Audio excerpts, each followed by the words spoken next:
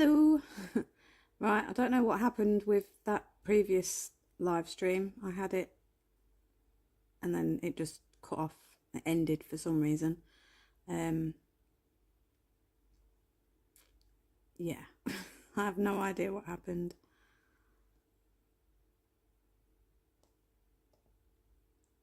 So let me get rid of that. Open that. Just give everybody a minute to try and find me, because I did share the live schedule, which I'm assuming is how you all found me, on my Facebook group and on my Facebook page. So if they're clicking that link, it would take them to the live stream that literally just started and for some reason ended straight away. And I'd just quickly set this one up, so, but hopefully people will find me. Hi Shannon. Hi Max. Shannon, I can't wait for the stitch along in April. Yeah, 1st of April. I'll discuss that in a little while as I'm stitching. As I said, I don't know what happened with the previous stream, and I don't think I'm going to risk sharing to my Facebook group now. I'll share the finished piece, I think. Good morning, Miss Brooks. How are we all? As I say, hopefully people will find us. Fingers crossed. Like I say, I don't know what happened. It just had a little mini meltdown. just when I thought I'd got it all sorted. I've been playing around with my laptop over the weekend because I was having issues with starting my stream, and I thought I'd fixed it, and I have, but for some reason that first initial stream I must have double clicked it by mistake instead of just clicking it once to go live. Anyway, we're here. I'm sure people will find us. Hopefully. So yeah, today we're going to be stitching on Deep Blue Sea. I've been stitching this for a couple of weeks now, so I've got a fair bit done on it. Well, not as much as I'd like, but I'm steaming along with it. As you can see, I've got a little bit of a new setup going on. I've got my tablet here, and while we're on this screen and showing you that I've got my tablet in front of me at last, I bought the tablet mount off of Amazon. Later on tonight I'll try and get a link and put it in the description of this video.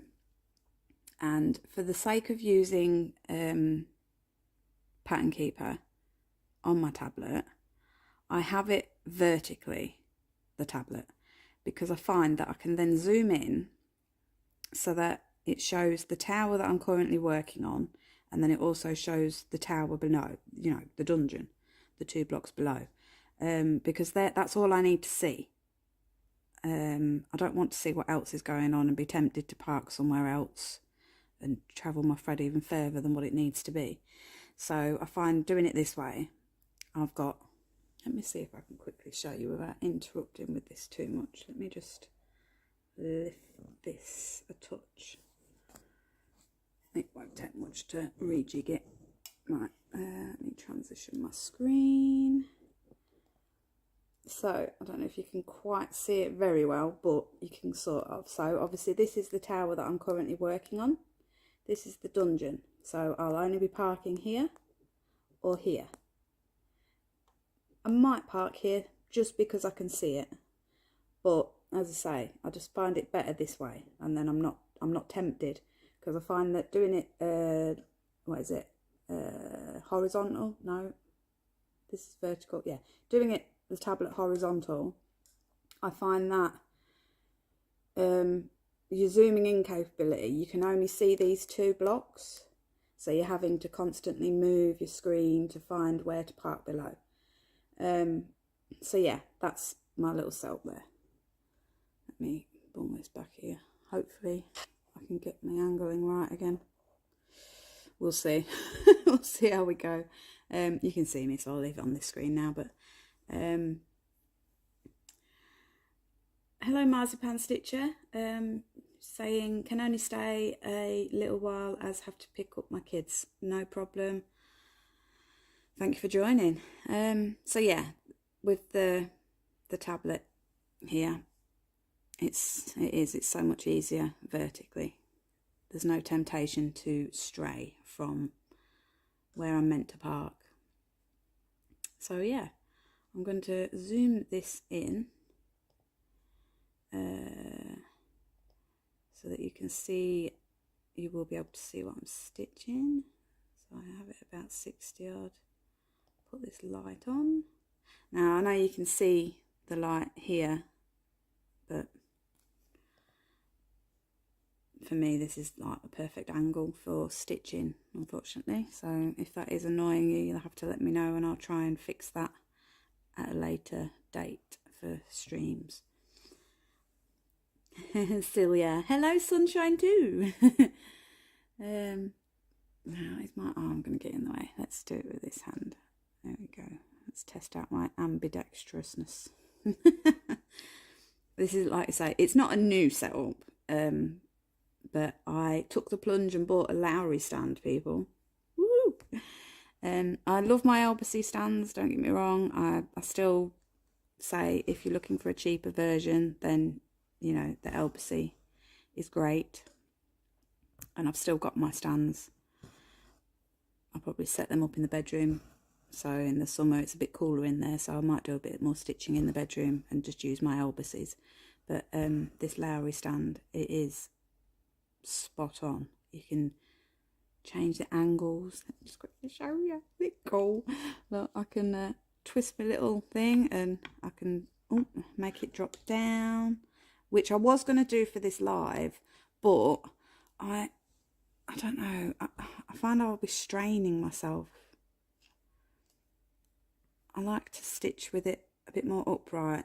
As you can see on my little photo, let me just come off this screen a sec. Let's quickly go back onto that screen. No, you still can't tell from that. Oh no, we've disconnected. Bear with me, she should reconnect. I think my internet's playing up a little bit. So if it is buffering, I don't really want to open a window to check, because if I open a window to check the connection, that will take more of my Wi-Fi. Ugh. We'll see how we go. Shannon, what stand do you have? Yeah, I have the Lowry now. You're back. Yes, I am back.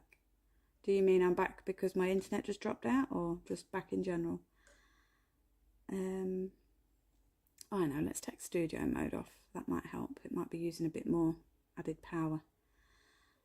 Let's keep you as that. Let's jiggle you around touch. There you go. That'll do. We'll see how we go.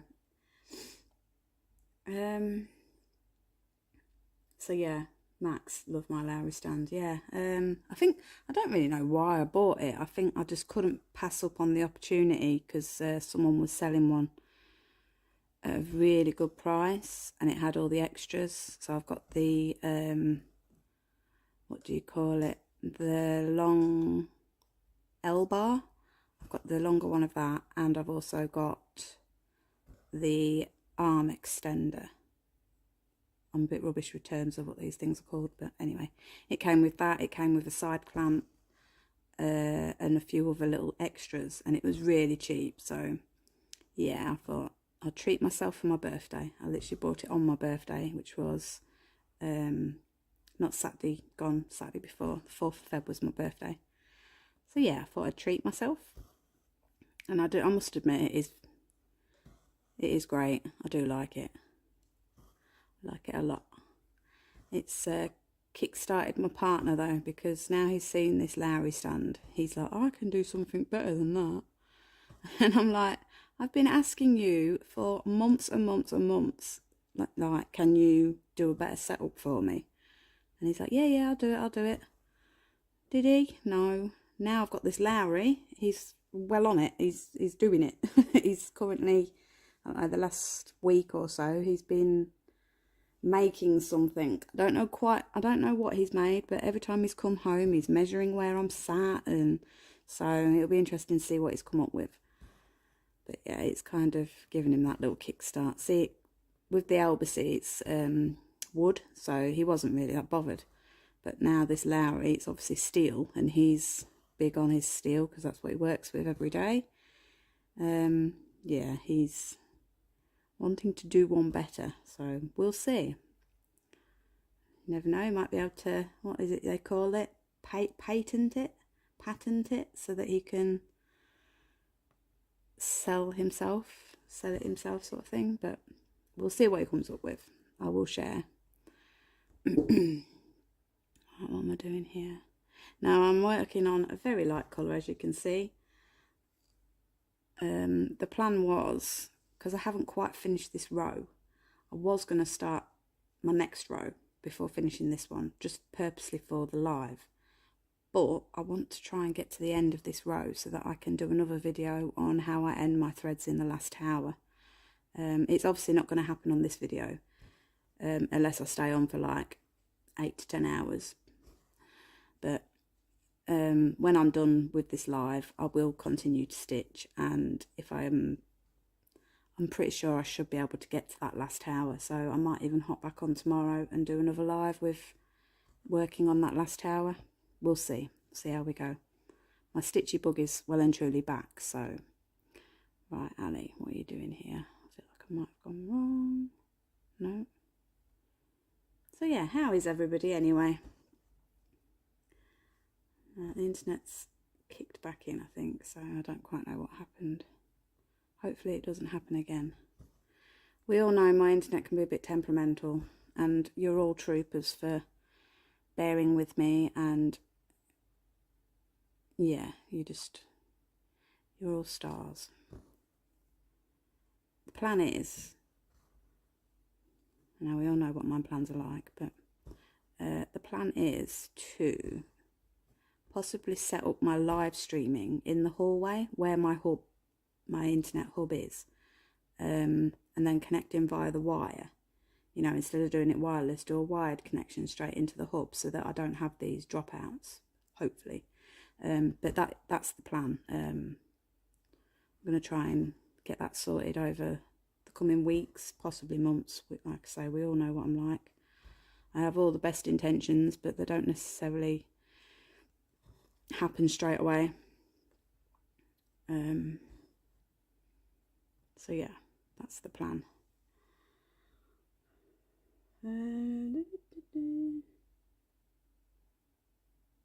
Shannon, that's what I was thinking about getting for the sale.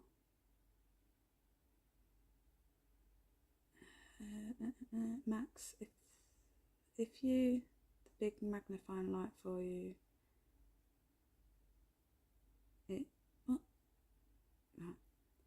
if you, the big magnifying light for it, you will need weights to hold it down. I'm not too sure what you're on about, Max. Are you on about this light? It's not a magnifying, this is the streaming camera. I don't use a magnifying glass. Oh, if you buy, I'm assuming that meaning, if you buy the magnifying light for it, you will need weights to hold it down. If you mean the Lowry stand and like extra things that you're adding onto it, that it came with a bar to add my tablet mount, and I've also got my camera mount on there for when I'm on Zooms and things like that. As I say, I don't use a magnifying glass. My actual light is a standing light, the Oipler daylight lamp. And then as for weighting it down, my partner's kind of wedged it underneath the sofa. He's put a couple of extra blocks so that it is wedged. It doesn't move. If that's, like I say, I'm sure that's what you mean. But yeah, it is weighted down. It's underneath the sofa. There was a gap of about, I don't know, that much. And my partner just got some wood blocks, and it is literally wedged underneath the sofa. You can't move it. So he's helpful for some things. Max making floss drops at the moment. Cool. Shannon, how do you stitch faster, as I can't seem to get more than 200 stitches a day and I sit doing it for a few hours? Don't really know how to answer that one. I mean, I tend to stitch for, it can be a good 8 hours a day that I'll stitch. Obviously two-handed. I don't know. I just whiz along, I suppose. It's all there on the pattern keeper. I'm not sure. Do you have a lot of distractions? I find, obviously I chat on Zoom sometimes when I'm stitching. That can be a bit distracting sometimes, but not massively. Nothing to concern myself with. To me, I wouldn't be too concerned with your stitch count. I know obviously we all want to stitch fairly quick so that we can get these projects finished, if ever. But my advice to people that see, for example, I did like 3,600 stitches. This is 10 stitches 3-4 days ago. Yes, it's a massive number, but it's 10 stitch, and each tower, for like 10 of the towers, it was like 3 or 4 colours, so it was easy to just whiz through them. Obviously more confetti heavy towers will take that little bit longer because you're having to change your thread. It swings and roundabouts, unfortunately. So my advice would be, when you see like posts where people have stitched 1,000 or 2,000 or even 500, 600 and you're only managing the one tower, don't beat yourself up over it. You're doing a fantastic job. It's not a competition. It's not a race. Just go at your own pace. Don't try and be faster, because, you know, I don't want you making mistakes. Yeah, just keep doing you. Don't concern yourself with people that are stitching more, because I guarantee, well, especially for me, it is because I have limited distractions. I haven't got any kids running around. I've got my cats, but they're pretty much in and out and do what they want now. Yeah. I zone. I get in the zone. I need to mark them off before I lose track. So you see, as I'm talking now, I feel like I can get a bit distracted. So I lose my spot and what I'm doing. So then I have to take a minute to be like, oh, where am I? Whereas when I'm in the zone and not nattering away, I can whiz through a tower because there's no distraction. You know, hear me now talking, I'm not stitching, so I'm losing stitches there. So there's all sorts of factors as to why you're possibly not stitching as much as anybody else, or I wouldn't concern yourself. It's not every day I stitch in the thousands, to be fair. I try and aim for 5 towers a day, which is 1,000 stitches. So I don't know if that might help. Setting some kind of tower goal. When I first started, my aim was to stitch a tower a day. Then I found that I was doing that easily, so I upped it to 2 towers a day, so that's 400 stitches, and so on and so on. So maybe do that, and then before you know it, you'll be doing those 5 towers a day. I don't work, so I've got the luxury of just sitting here and stitching. So yeah.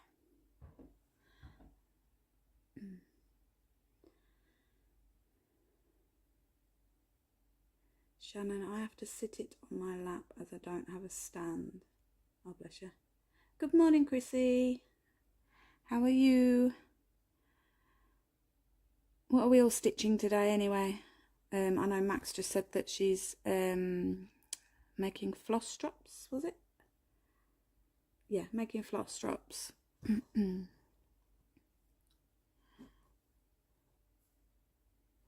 Have you started your, is it Fire and Ice it's called? Have you started that piece yet, Max? can't wait to see you start that. For those who may not have seen my last live, I was a bit naughty. Because I wanted to see what people were stitching.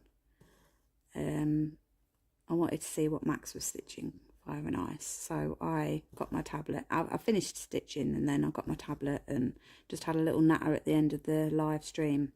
And I was looking at, obviously, the designs that people were stitching on Heaven and Earth Designs. I ended up buying things. I purchased the cat double bookshelf, is it called? By Randall Spangler. I ended up purchasing the cat one and the dog one. I actually purchased that for somebody, which stupid me, shouldn't be so kind, but anyway, that's me. It won't stop me from being me, the person that yeah, we won't go into that. Shannon, I'm working on Minnie the Forgotten at 3 o'clock. Cool. I take it you finish work at 3 o'clock, or is it a break? So yeah, like I say, at the end of the stream, my last stream, I was a bit naughty. I was buying things. This is why I don't go onto the Heaven and Earth website, because I can't. The temptation takes hold and that's it.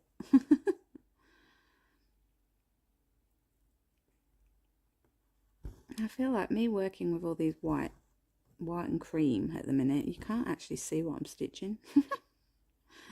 It might actually be better if I turn my light off so that you can half see what I'm doing. What do we reckon? Can you see what I'm doing? Looks like I'm stitching thin air from my side of things on the computer. On the plus side, if it is a case of you can't really see what I'm stitching, if I manage to get a live stream done again tomorrow with this last tower, there is a few other colours. There's some blues. It's not just white and cream. I saw Sarah, oh, what's her name? Sarah Kopp, I think it is. She's doing this piece as well, and she's a lot further along than me, and it looks stunning. Can't wait to get as far along as what she is. Get all the little fishies in. I believe I've got some Nemos coming in, possibly on the next row. Oh, I'm getting carried away here. See? Distraction. Is the frog about to visit? So 2, 1, 2, 3, and then 2, and then 1.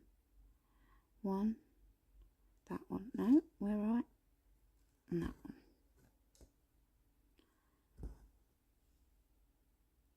one. Shannon, behave. Anyone know when the next sale of Hades on? Ugh. Shh. Chrissy, stitching Christmas Fairy Magic by Charlton Creations. Yeah, I'm pretty sure did we search that one at the end of the last live? I'm not sure, but I have seen that one. I have looked at it and it does look good. Sean, hello, good morning. I finally get to catch a live video. Just woke up here in Minnesota and it looks to be a beautiful day. Oh, lovely. Well, good morning and thank you for joining. I see that you have commented on my previous videos. I have made a little note today of some comments that I wanted to answer questions to. I'm not sure if he was one of them. Let's have a look. I'm a little bit more prepared today. No, I'm not sure if you asked about a tutorial, but the comments that you have made on videos, I do check them and I write them down. So we'll come across yours at some point. Right, we're getting distracted again. 1, 2, that one. Let's mark off. I don't normally mark off as I'm stitching because I'm normally well in the zone and just eyes focused. I don't normally need to mark off as I'm going along with per colour. I can normally get away with marking my stitches off when I'm done with that colour. But for the purpose of the live, I'm going to have to, because I keep feeling like I'm getting lost. Because of looking obviously at you guys and what you guys are saying. But try and get a tower done. Possibly 2, because as I say, there's only 2 or 3 colours going on. I haven't got Pattern Keeper up on the stream today. I was going to, but I've got so used to using my tablet again that I would just get confused with selecting symbols for you guys to see what I'm doing, also marking off on here, so no. I'll export my progress at the end of today, and then my next stream I will have Pattern Keeper up so that you can see what I'm doing via the pattern for like parking and whatnot. Have you done that one as well? Working with ecru at the moment. Lovely beigey colour.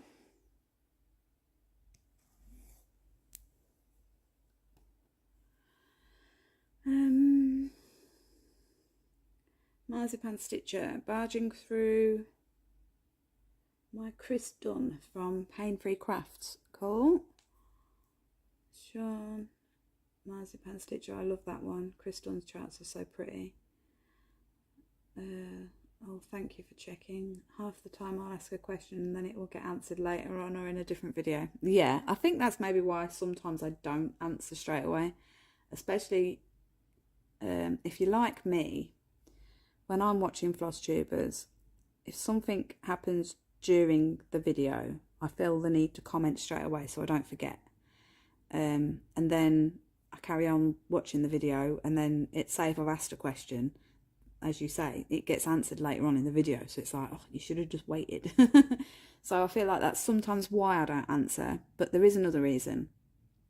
Say if you ask specific questions about Royal Rows, I find it's easier to explain showing it rather than just trying to describe it in a comment. So for questions like that, I do tend to write them down. I haven't done a Q&A for a while. But yeah, I tend to write them down and then answer them on a stream or a video upload. So don't ever think that I'm ignoring. I tend to like all the comments, so that shows that I have read them. So yeah, if I haven't replied, it is because I plan on doing some form of video at a later date. And also when I do that, with answering questions that people have asked, I tend to tag them in that video as well if their question has been asked. If that makes sense? No, if their question has been answered, even. I tend to tag the people that have asked those questions. So, yeah, please don't ever think that I'm ignoring, because I don't. I would never. It's not in my nature. You'll not catch me being ignorant.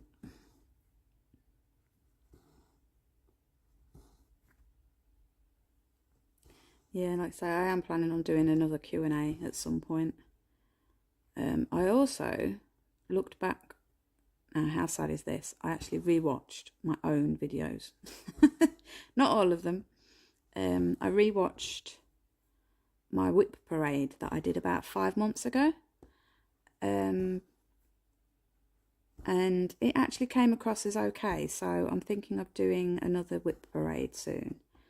I might leave it a couple of weeks so that it's like 6 months later, and then that way I can do a whip parade every 6 months. My hat goes off to all you stitchers out there that do whip parades weekly. I don't know how you manage it. I'll just get stressed. Plus I feel like I don't stitch on too many projects during a week. It's like now I am actually focused on this piece. I have only been stitching on this for the last 3 weeks, so there would actually be no point in me doing a whip parade weekly. So yeah, that's why I'm thinking maybe every 6 months. Don't get me wrong, some of the projects that I did show on that whip braid that I did, I haven't touched them. The only ones that I've been stitching on that I did show are obviously this, Mother of Dragon, and the Story Keep. I haven't stitched on any of the others. So yeah, I should maybe over the next few weeks try and get a little bit of stitching done on the others, so that I can show progress. We'll see. I could just do a whip braid because it is work in progress and it is what I'm stitching on, so I could just show this, my Story Keep, and my Mother of Dragon for now, but we'll see. Well, I always have these plans in my head. I always write some of them down, and they don't always happen straight away, but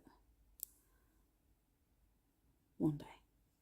I find in the summer I do a lot more, so you'll get a lot more content from me in the summer, I should say.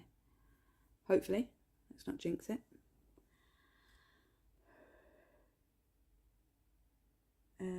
Where are we? Shannon, could you show tent stitch in a video? I'm still quite new and don't know all the terminology. Yeah, tent stitch is basically what I'm doing now. So it's like half across, basically. Some people do, you know, like when you do a cross, obviously you come up in the left, down in the right. Some people do it the other way around, but it's just one leg. Oh, you nearly had me doing a full cross then. Talking about crosses, but yeah, tent stitch is basically what I'm doing. I come up from the bottom left and down through the top right, and then that's it. I don't finish the cross off. That's, in my understanding, that's what I call tent stitch. I know there's different ways of doing it, so that I always come up the left and down the right, unless there's a stitch that's like adjacent to it that's coming up, then I might come up from the right and down the left, just because I can't physically come up the left and down. But yeah, that is pretty much my understanding tent stitch. I'm sure there's stitches out there that'll be like, no, there's so much more to it, but I don't know. This is my tent stitch. I'm just about to take the leap into doing Royal Rows. I finally got a framed stand. The second half of my light/magnifier is actually coming today. Woohoo! Go Sean. I can't wait to see how you get on. Royal Rows isn't necessarily for everybody, and that's absolutely fine. You know, you may start and be like, oh, but I really want to park over there, or I really want to carry on stitching with this thread. Go for it. You know, do whatever feels comfortable for you. I like to think that Royal Rows is just like a little blueprint of how to start. As you're stitching, little things will pop in your head of what you want to do. But yeah, if you're doing it for the first time, I find that it is a perfect example to get you along your way. A lot of my Royal Rose stitchers, they're not royalists, as they like to call themselves, as we named stitchers royalists. The ones that do it the way I do it, as in being strict and only parking below or to the right if it's needed, otherwise ending it. You know, they started off trying it that way, but some park to the right if it's needed there first and then look to the dungeon. But yeah, just start it, see how you go. Any little tweaks that you make, go for it. It's whatever's comfortable for you. I just love doing it the way I do it. I noticed, what's her name? I should know this because I've just been watching her Flosstubers this morning. Is it Stitching Brit? Come on then, where are you? Yes, Stitching Brit. Her videos from number 44 to number 47, she's been showing her, she does whip parades weekly. I believe it's weekly or fortnightly. But anyway, she's been doing her whip parades and she's been converting all of her pieces to royal rows. Number 44 video, it was showing that she'd heard of royal rows and was trying it out. And then over the next few videos, she was it's almost like she was enabled into converting everything to royal rows in the end. I think on video 44 she'd said that she wasn't going to, and then all of a sudden she's enjoying it that much and her progress is increasing that much that, yeah, she's now converted all of her pieces to royal rows. I'm super happy that she's enjoying the method and she is making great progress as well. If you aren't subscribed to Stitching Brit, I highly recommend her. Yeah, her progress is awesome.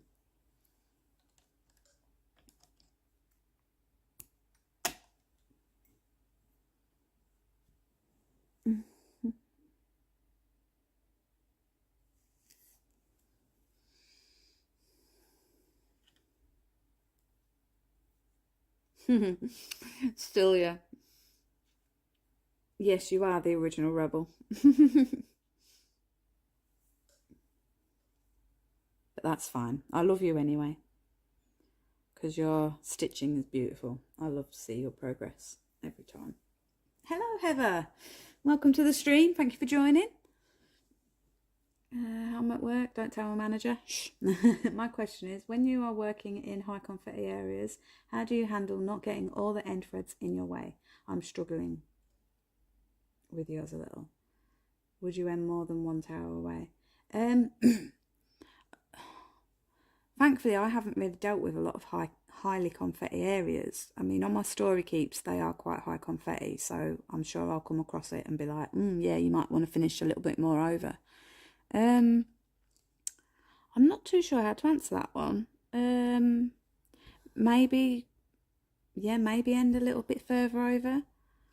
I know some stitchers, when they're anchoring, they anchor the finished tails down. So as you can see, mine are just up here. I always go over.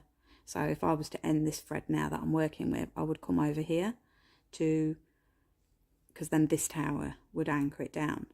I suppose you could go over one more. Well, hang on, you can't see me because I'm in the way. You could maybe go over one more if you don't mind wasting the thread. I don't know how that would work. Like when you come in to stitch this tower, you'd be pushing those threads back because they would already be anchored down here. But then I'm not too sure what would happen with the thread that is hanging over the width of this tower that you'll be stitching. I don't know if it would maybe pull them through, or I'm not too sure. It shouldn't do. But anyway, as I was actually getting to, I know that some people anchor it down.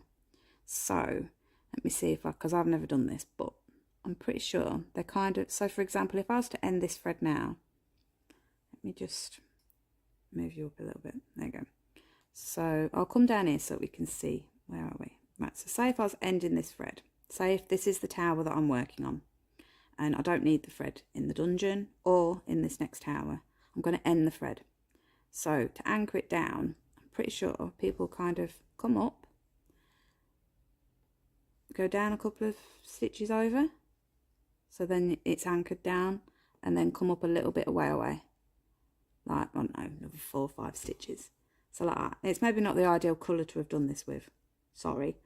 But yeah, and then snip that. So I don't know if that would maybe help for the confetti bit, the confetti heavy, and your finished tails getting in the way. Because then when you've stitched this tower, you would then be able to pull this up. Let me take that out. You'd then be able to pull this thread out and snip. Does that help? I hope it does, and I hope it makes sense. because obviously I'm not actually stitching over here, but I might even try doing that myself, because that does look, because mine do get in the way sometimes, don't get me wrong. It's like these that are here now, I could actually push those through to the back now, because they are all anchored down from that first colour that I just did. And then that would get them out of the way. Does that help, Heather? Do you think you would possibly be able to do it that way? Now, where was this thread? I think it's this one. No, it's not that one. Let's just rethread it and push it back through. Heather, yes, that helps. Thanks for the visual. Good. Right, yeah, I hope. Yeah, I think, as I say, I might, because I've got a new start coming up in April, the 1st of April. It's a SAL, a Royal Rose stitch along. It's the fairy tale piece that I can show you all again soon. But I might do that on that one, because I'm doing the colour expansion, so I feel like there might be a lot of confetti. So I might end up, with my deep blue sea, I'm going to stick to what I know, and I'm going to continue to do it this way. But on my new start, I may take that approach of anchoring my finish down, just to see how it goes. But yeah, I hope that helps, Heather. And yeah, I feel like the only problem with that, potentially, not gospel, don't quote me on it, but potentially, is with your parked threads. Obviously, if I need to park this thread now over here and it's where I've got to finish, oh no, in fact that might even be better to pull it through. Yeah, that would be better, so you can still come up on those end tails that are anchored down. Just be careful not to snip the wrong thread. Ignore me. I don't think there is potential for issues when it comes to parking on those anchored down bits, anchored down ending. Yeah, I do. I think I'm going to give that a go as well on my start in April. There's no point in me trying it with this one, because I'm just stuck in my ways with my deep blue sea. I'm pretty sure it was deep blue sea. No, it was Mother of Dragon, where I was saying, I think someone had asked about like these tails getting in the way, and I'd said about potentially finishing them in the middle of the tower instead, so that you're not working quite so close to them. And I was doing it myself, but it lasted all of about, I don't know, 5 ends. I couldn't do it. I'm just so used to ending there. So we'll see how we go on a new start and doing something different.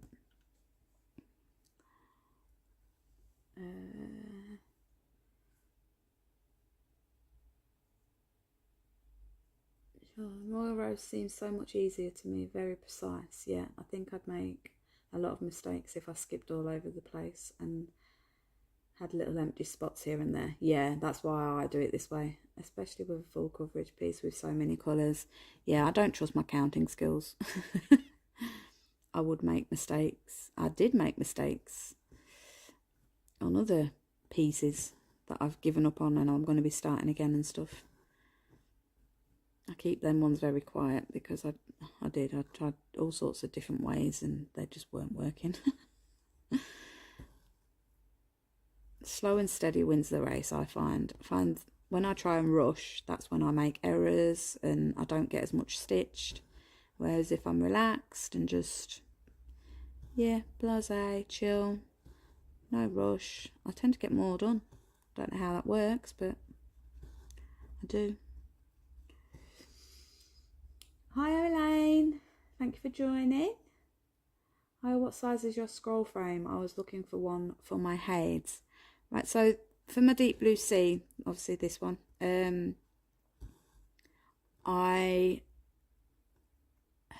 an embassy frame, but it's only the sidebars. I got my partner to buy dowel rods for the length that I need, and then he, on the ends, obviously for the embassy sidebars to fit the rods, I got him to shave that down. You'll know what I mean if you have an Elbacy frame where the rod goes across, there's like a dint so that your sidebars grip into it. So yeah, I just bought the extra length that I needed. The extra long dowel rods for the piece that I'm doing. I think, pretty sure, on my Mother of Dragon, I just bunged her on the Elbacy frame that was the longest, and I think it's 101 centimetres wide, and that's capable, that's ideal for 700 stitches across. I could have probably got away with it on this one, to be fair, but I don't think they sold them at the time, so this is why my partner did this one. But yeah, for saving money, I would advise people to buy the Elbacy frame, just get a smaller one, just so that you've got those sidebars, and then just purchase dowel rods and make your own to whatever length you need. So yeah, I think, as I say, I think the longest one Elbacy do at the moment is the 101 centimetres. I hope that helps. And buying dowel rods, you can normally get them from your local hardware store. You can do it online, just search dowel rods, and yeah, you're welcome, Elaine. Hello, Agustina.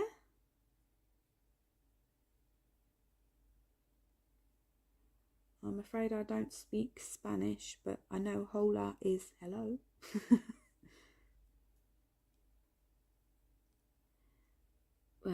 Sean, when I got my stand, I actually tried working on my current project with both hands, one above and one below. I can tell that's going to take some practice. Yeah, Sean, we've all been there. I used to stitch, well, years ago, I used to stitch with a hoop, and it was hold the hoop with one hand and stitch with one hand. Going down, bring it around the back, pull it through, back up. That's how I used to stitch. I had never stitched two-handed. It did take a bit of getting used to, but once you do, you'll be flying. It does feel alien. In fact, Karen Needlebug, I was on a chat with her last night, and some of the lovely ladies in the room, we was all talking about the whole two-handed, and I think she'd said, because I was saying when I first started, I'd go down and then trying to bring my needle up through the fabric, I was all over the place. I was nowhere near the hole that I needed to come up in. And Karen had said that the way you're meant to do it, first timers, well, full stop, the way you're meant to do it is you're meant to put your dominant hand. Now my dominant hand is actually my right hand, but for some reason I just do better with my left underneath. But yeah, if you're doing it for the first time, you're meant to go your dominant hand underneath and your non-dominant hand on the top, so that you can see what this non-dominant hand is doing. So yeah, for first timers, I mean, look, this is my dominant hand and I'm struggling to find where the hole is. I've got that used to now, using my non-dominant. So difficult to say that. I'm not far off, don't get me wrong. I'm a little bit ambidextrous now. I can actually use both hands either way. But I suppose for first timers, yeah, maybe use your dominant hand underneath, because as Karen said, at least then you can see what your non-one's doing. And if it doesn't feel right, switch it and try it the other way. You might be a bit like me and actually do it better with your non on the bottom, pushing that needle up. As I say, don't expect it to click straight away. If it does, great. But if it doesn't, just persevere with it, because trust me, eventually it does. You get a kind of like a muscle memory. Yeah. Good luck with it. I'm sure if you persevere, you will. You'll be breezing with it. Right, I need to slow down because I know that. A little bit of a different colour. No, I've already gone too far ahead. See, nattering away, and I've stitched a stitch that I'm not meant to. Oh no. Oops. So I need to pull, let's just double check before I do all this. 1, 2, 3. So I think I only need to pull a couple. I definitely need to pull these two. Bear with me, I just need to frog. It's only one stitch. I could probably get away with just carrying on and don't worry about that one stitch, but I don't want to. I want to get it right. Oh. Snag-nabbit. I use my Snag-nabbit to pull these up because, again, I don't want to bend my needle. Right, so I shouldn't have done those two. I should do those two, but not yet. Oh, hang on. No, that's right. So I need to pull this one.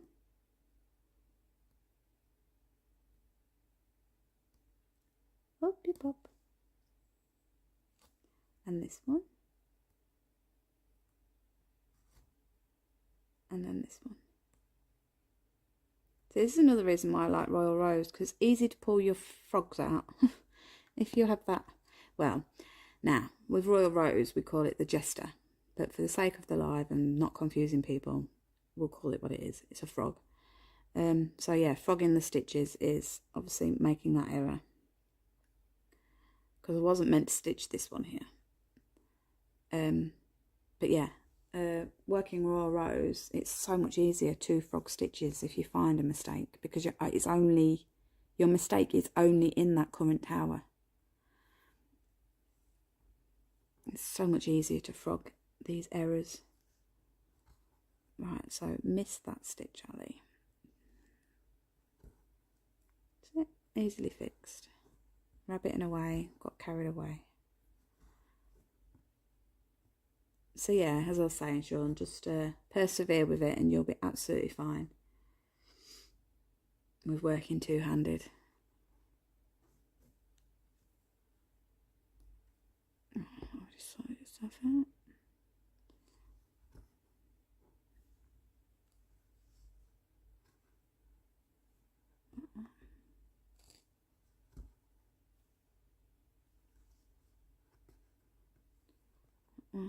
And this one, I'm going to end the thread because it's very small and I don't like playing chicken.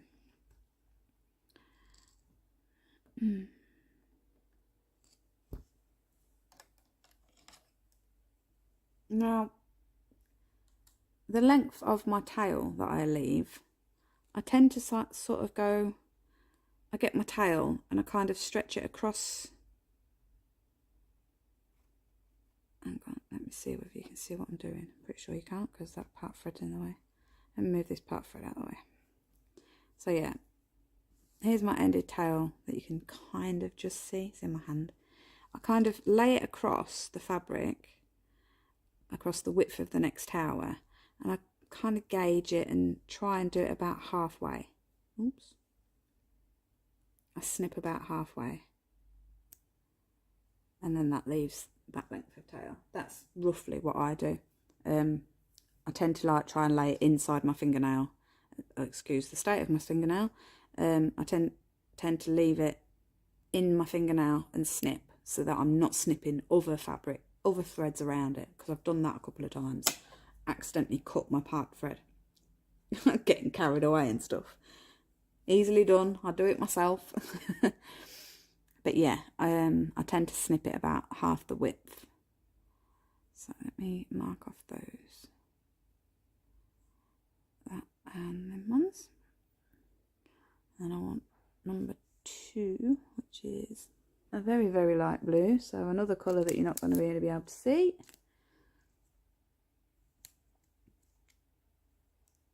And also, perfect example of things.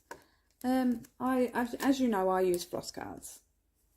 Now, when I end the thread, if there's a lot of thread left over, I still keep it. I don't bin it. I don't orts it away. If I can get a fair few stitches out of it, I'll Right, so we're here. So this symbol that I'm about to stitch is 775. So I've got my 775 here. On my floss cards I only do one side, one edge. So here's my colours. So 775 is needed.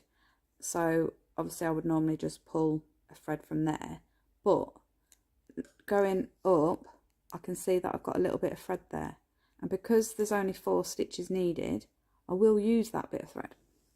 So I'm not wasting. You know, you might be thinking, oh, why are you ending their thread there? You're going to waste so much thread. You might as well park it a couple more towers over and all that. But no, I don't waste. I try and use as much of the thread as I can. I'm not scared of wasting thread, don't get me wrong. But this is quite long. I can get a few stitches out of this, so. And I can still start it out. Obviously, I normally do a loop method, but I can bring it over here and stitch away. Bit of useless information there for you. But for the sake of content, and anyone who is using the floss cards and thinks that's a lot of thread to orts away, just bung it on the floss card. Don't. Some stitchers use Paco organisers and put their little waste threads on there. Or I think Celia, I think you just use like a, I don't know, a bit of card or something. It's a bit like a Paco organiser. You kind of makeshifted your own. There's always ways and means to keep these threads.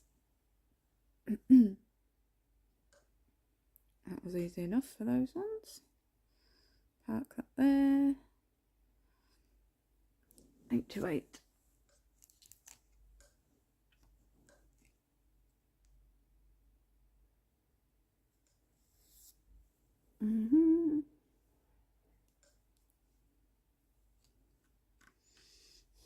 What have we got here?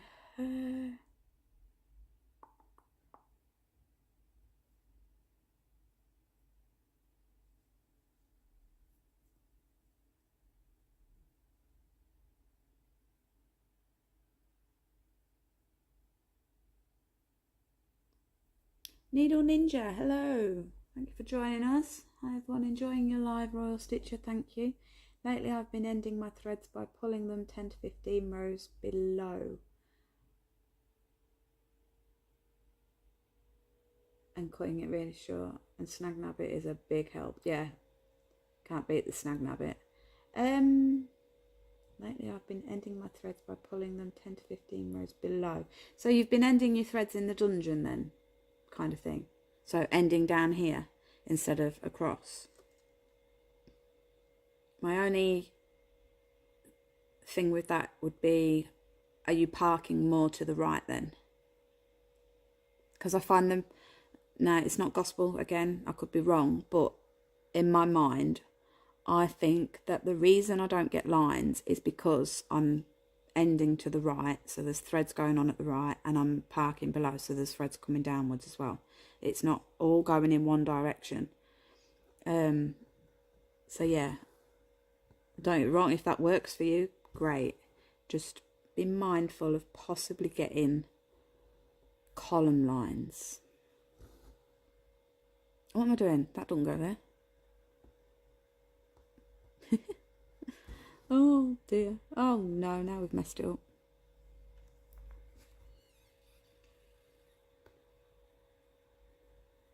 I got carried away with myself there.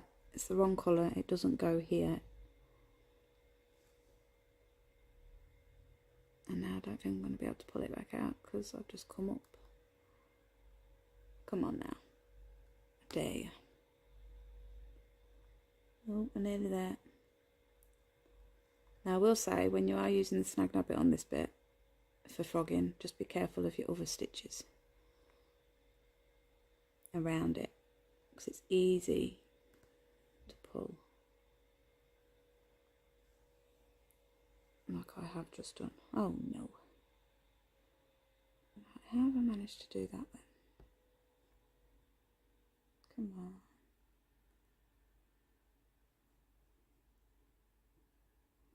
Patience is a virtue, Ali. Don't just snag it.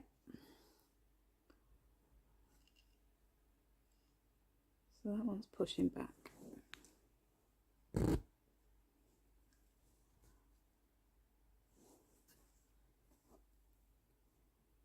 then grab it. No, that's not working. Oh no.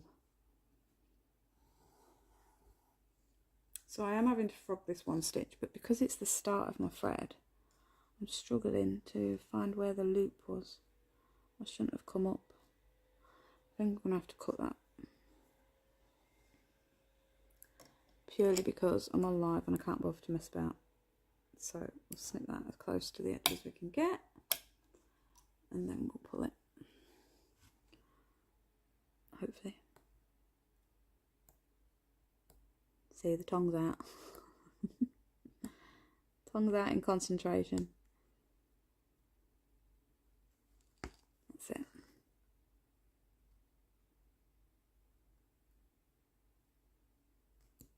That's it. That's that little tiny bit of thread wasted, but hey ho. Now we've got some fuzzies, so we'll go like this. Do that one a bit gentler. Disaster averted. So now with this one, I've got a few bits of thread going on, but I can still do loop method.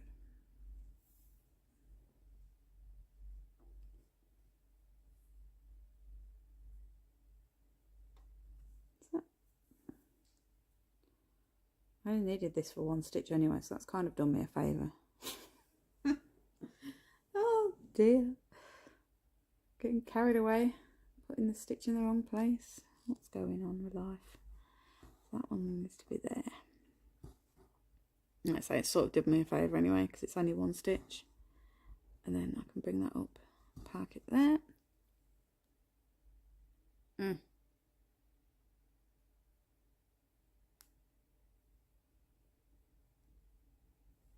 Park that there. Store this on the frost card. We're on 828. And that will be used at a later date. Oh, now what's this colour over here? Is that 828? Yep. So that can go. Yeah.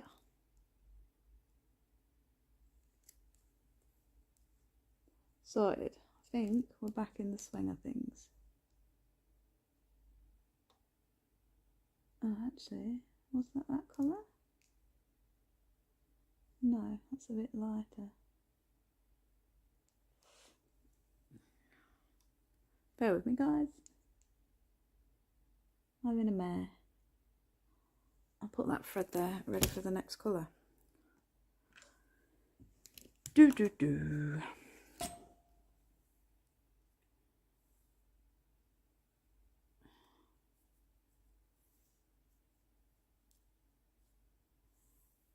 Sure, thanks, I'll try that. Maybe once I get that left one trained, it will get easier. Yeah. Yeah, Sean, it is basically all about training that left hand when it comes to two-handed stitching, if it's not your dominant hand.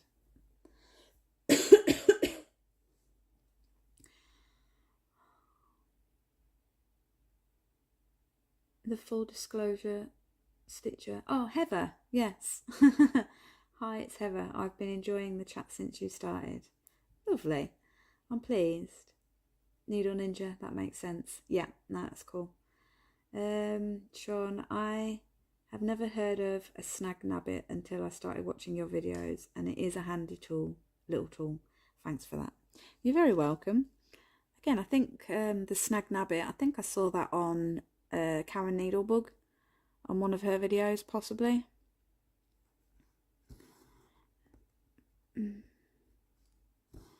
The lovely Karen.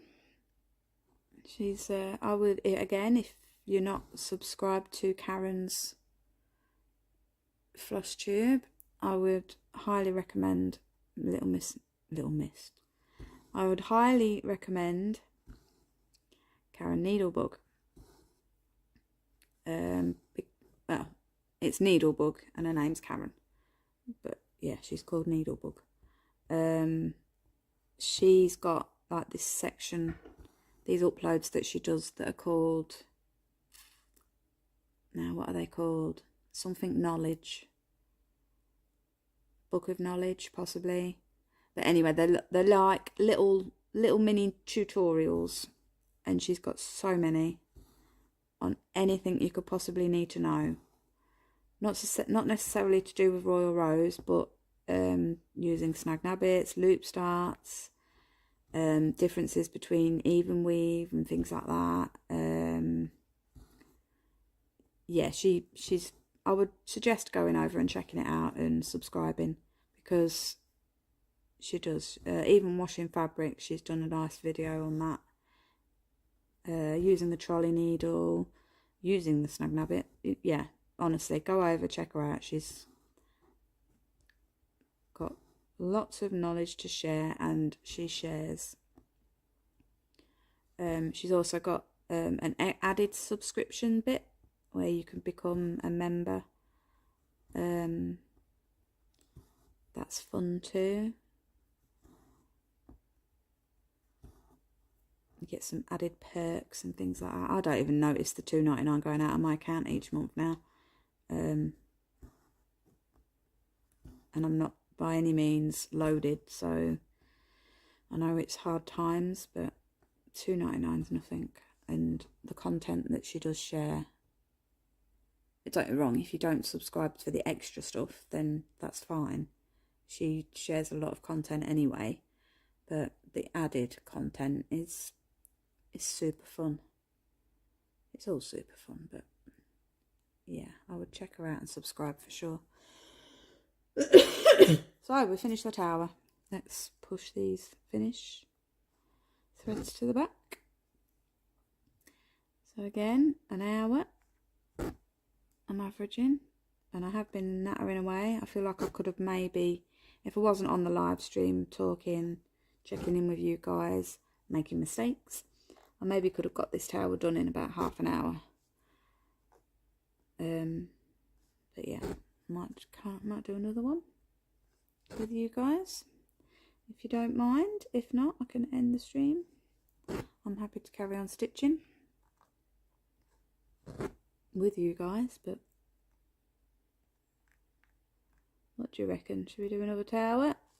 Again, there's only, well, there's a few extra colours coming in on this one actually. Not loads, but got a few extra symbols.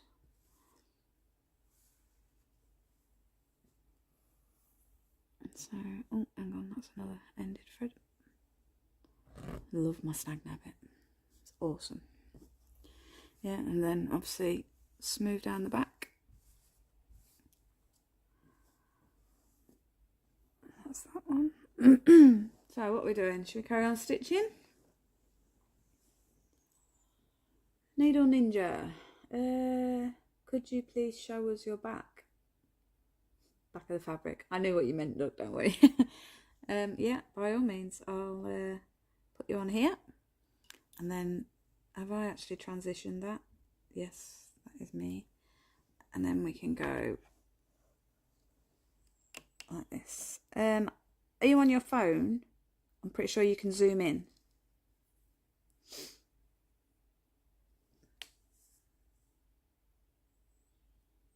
I'd also like to thank you for the lessons on Pattern Keeper. I was really struggling to figure it out, but watching your videos has really taught me a lot. Oh, you're welcome, Sean. I'm planning on doing a tutorial on Pattern Keeper. As I say, especially for me and how I do my method. For anyone that might have just missed the beginning, I was saying about my Pattern Keeper being vertical. And I find it ideal for stitching royal rows because you can zoom in just enough so that you can see the tower that you're working on, and you can see the dungeon, so the tower beneath, and then you can also see the east tower, and that is all you need to be able to see when you're stitching royal rows, so it's ideal to be vertical. But yeah, I'm planning on doing another tutorial, a proper tutorial on Pattern Keeper for like the parking and whatnot. Just on a video on its own, so it'll only be like hopefully 10-15 minutes long, if that. Shannon, woohoo! I finally finished work now to stitch. Yay! Heather, thumbs up. Is that a thumbs up for carrying on? Max, yes, carry on. Shannon, yeah, now I can join. Yeah, okay, I'll do another. Needle Ninja. Yeah. Is that okay? Can you see roughly what's going on with the back? Well, as you can see, you can actually still see the detail of what I'm doing as well. I find sometimes detail can get lost with all that, with the stitching at the back. But let me just, oh God, what have I knocked over now? Bring that down again and flick the screen back over here. I will zoom out. Let me zoom out so you can see the front a bit better. Zoom out. Now, excuse if there's any mess. I ain't got a clue what's going on around me. But yeah, look, you can still see the detailing there, where this is. And obviously the dolphin. Look at you guys getting a preview of it all. But then let me bring back the hello screen. So yeah, obviously the detailing there, it's not too bulky at the back either. I don't know if you can zoom in. I'll give it a couple of minutes just to give you another chance to zoom in.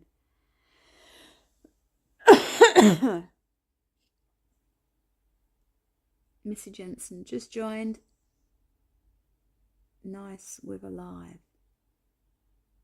Needle Ninja, beautiful. Hello, Missy Jensen. I think the consensus is that I'm going to do another tower. We've just been on for over an hour and I've completed a tower, but I'm going to do another one. I'm enjoying stitching and chatting with you guys. There's not too many stops and starts. Right, so now I need to put this back how I was. Wish me luck.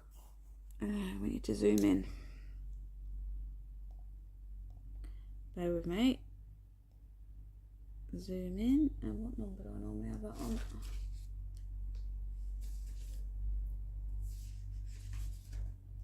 I think it's 61. Keep going, keep going. 30 yard, 40 yard. Oh no, that's too much. 60. Let's go with 60. And then let's move this back. I'm also going to be doing a how to stream for anybody that is possibly interested in streaming and are not quite sure on how to, like what apps to use or what platform to use, how to set it up. I believe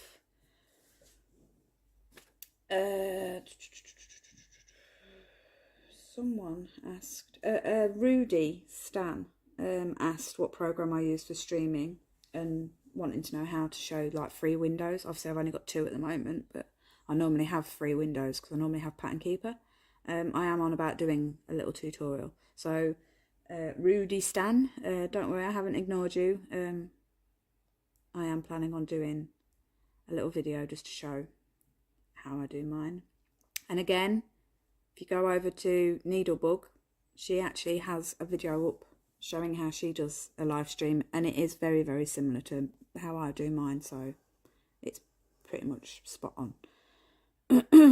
I self-taught mine, but just by looking on YouTube, you know, you type into YouTube how to stream YouTube videos and it will bring up so many videos, not necessarily just cross stitch, just literally put in how to stream videos for YouTube, and it's normally crazy guys that are describing it and they're very excitable, but yeah, that's how I got my one.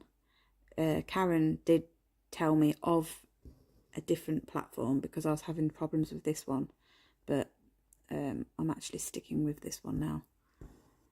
I've got the hang of this one, so I don't really want to change what I know. I believe the one that she asked me to use, Prism, suggested, sorry, me to use, which is Prism. It was kind of the same sort of platform, but I was so used to this one, so. And now I've fixed the issue of actually starting a stream. I love the stream that I use, so I am going to do a video. So yeah, as you can see, we have started another tower. 1, 2, 3, 4, 5. 1, 2, 3, 4, 5. Parking this one below in the dungeon. 1, 2, 5 again. 1, 2, 3, 4. Sorry if my counting's putting you off.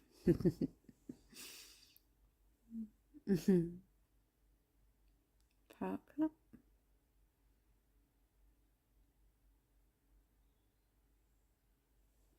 So as you can see, I'm working my parked threads first. And because I park my thread in the first available stitch of that colour, there's no stitches above. So my parked threads, I just lift it up and out of the way.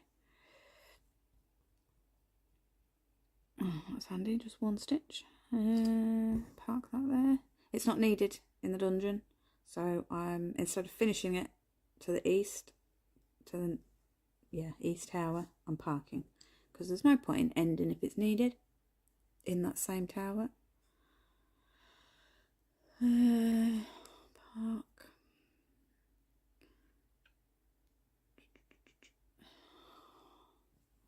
Next colour.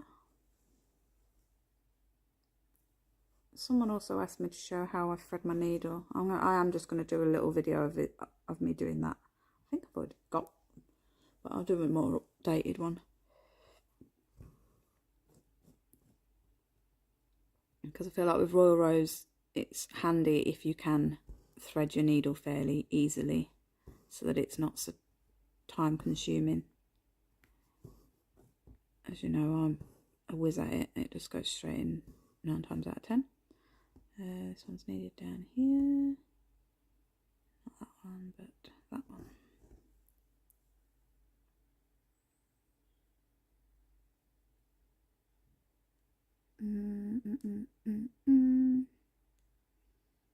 Park it. Next one. Now, while I am stitching the parked threads, if I run out of thread of that parked thread and there's still more symbols, it varies on what I do. 9 times out of 10, I'll continue on with that symbol and get that symbol out of the way. But occasionally I will just end the thread, mark off the stitches that I did do, and then go to the next parked thread.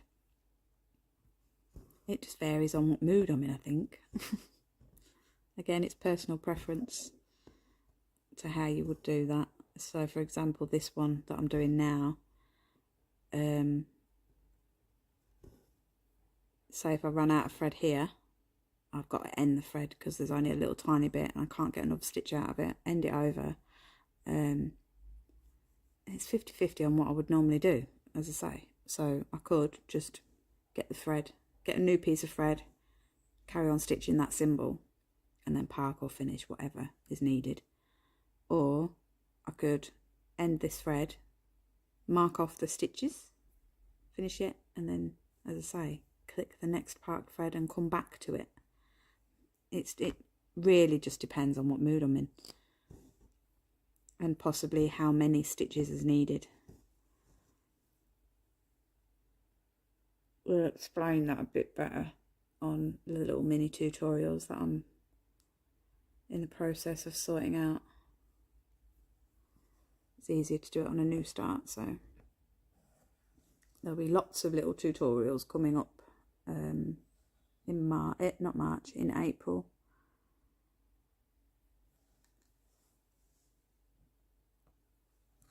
Oopsie daisy, that's that one. Some will be probably 5 minutes long, some will probably be half hour. It just depends on, you know, me and my waffling. Can't help it. I don't want you sat there bored, so I waffle. Silence, the deafening silence. I don't want to do that. Right, so this one. again, I'm only looking at what I've got on my pattern keeper. So my tower, I've just stitched the stitches that is needed. It's not needed in the dungeon. I've already got a part thread for that colour in the east tower, but it's needed down here. So I think what I'm going to do is I'm going to park it down here. 1, 2, 3, 4, 2, 3, 4. So it's needed there. Because then when I come to this tower here and I stitch with that thread, I'm pretty sure I've only got a little tiny bit of that thread anyway, so I know I'm not going to be able to park below. Kind of gauge it as you go along. Yeah, because it's there on my screen. I can't not see it, so I'm parking it. Normally I would end it to the right, but I can see it and it's glaring at me, so it's getting parked. This is why I like this setup, because I can't go any further than that next dungeon across. Love it. There was also talking about possibly getting in touch with like Pattern Keeper and doing some sort of grid line for Royal Rows, but I find that just having this vertically, it does it.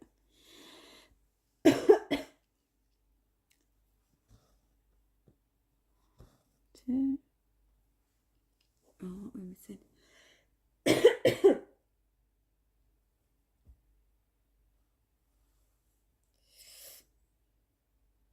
I'm ready with a cup of coffee and enjoy the live stitching.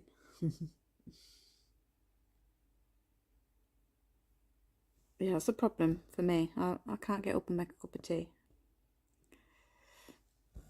I'll be having one after, for sure. And then I'll be doing some more stitching, I should say. Even my tummy's grumbling. I don't know if you can hear that. So yeah, I will do this tower and then we'll call it it.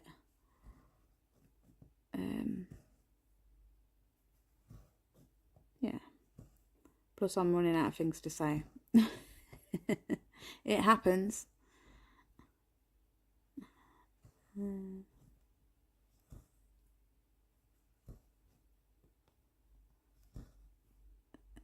Max, was it you who's stitching fire and ice?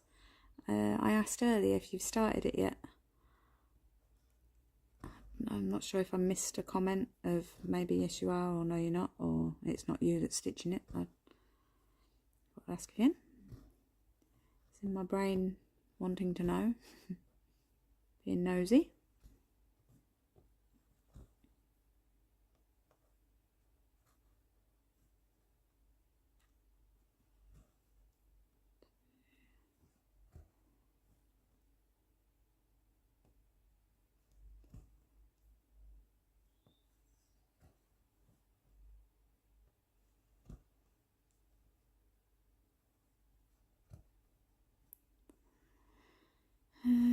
And that piece there.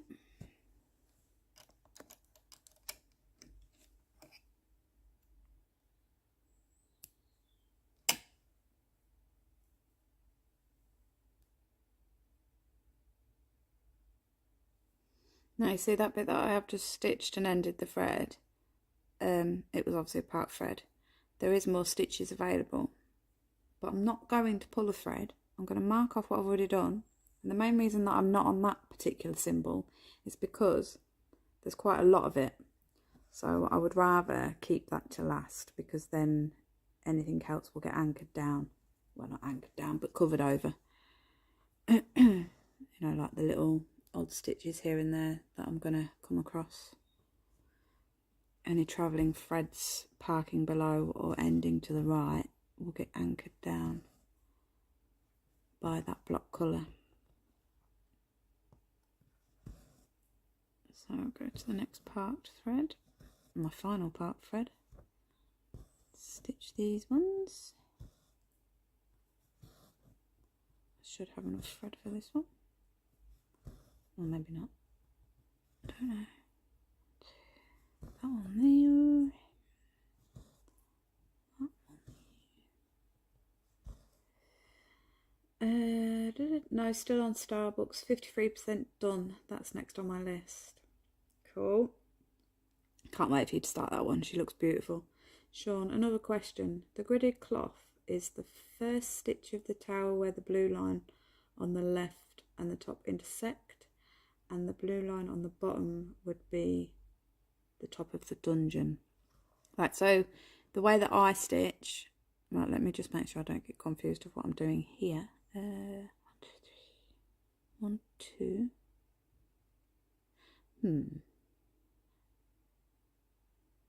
So that's 1, 2. Let me go over here. Let me just quickly get. I'll show you in a second, Sean. Right, I think that's that one. That one. Let me just run out of this thread and then I will explain how I do it. Everyone's different. But I feel like how I'm about to show you I do it is the majority that I've seen anyway.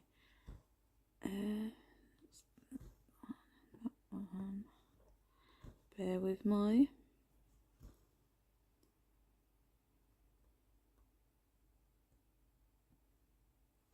That's that one.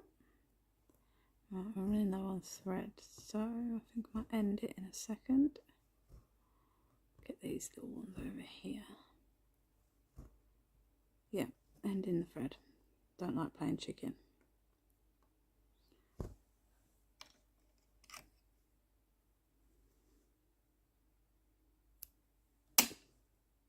No, let me just mark off what I've done,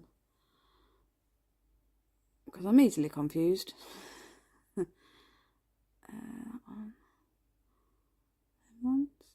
I will pick this colour out and carry on with that colour before going to the next colour. Alright, what was the question? Don't apologise, Sean. And hello, Neo Locus. Wow, love that name. So yeah, so for me, stitch 1 would be where they're kind of inset. So you've got the grey. I start my stitch 1 on that grey line. That's my 1 count for across and down. And then, like, as you say, the bottom, the blue line on the bottom would then be the first stitch of my dungeon. So I think you've pretty much got that anyway through your description of it. Yeah, that's how I do it. It's whatever's more comfortable with you though. Some people prefer to stitch within it, you know, so you got your blue line and their first stitch could be that first white bit between. So then it goes, your 10th stitch would end on the blue line. Yeah, your first stitch would be within it, like inside the box, and your 10th stitch would be on the grey line. I couldn't get my head around that. I wanted my first stitch as on the lines, on the grid lines. So again, with that, it's personal preference. I just find it easier if my first stitch is the grey line, because then when it comes to parking it, it's easy to count 1 as in the first stitch being on the line. Hope that helps. Hope that makes sense, because I can waffle and ramble. But as I said, the way you described it is basically how I do it. It's whatever you feel comfortable with counting wise, and what you'll remember when it, as you are stitching, because you don't want to be making the error of being on the grey line as your 1, stitching away, and then all of a sudden forgetting which one you've done and starting to count from in between, from inside it, because you'll come across miscounting. You'll be like, how have I done that? And it'll be because you've changed your counting way. Right, so, oh, why does that colour look different to what I've just been stitching with? Oh no, that's right.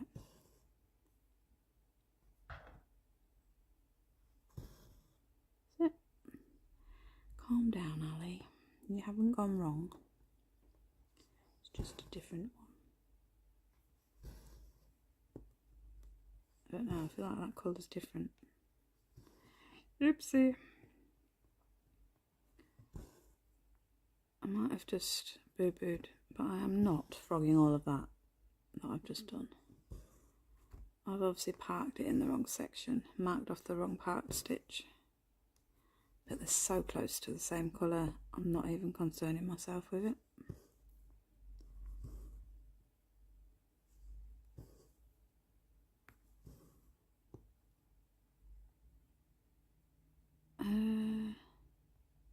It's like a creamy and then a grey.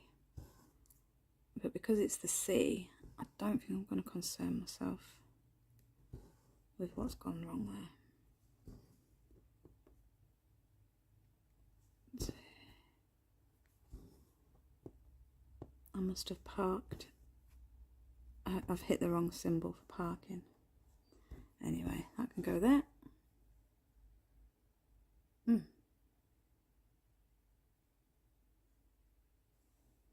I can't wait to do my little minis because I can show how easy it is to make these little errors and how to avoid them. Right, so now we want that one. So now I've stitched all my parked threads, as you know. Now I will go from least colour to most. So I need 828.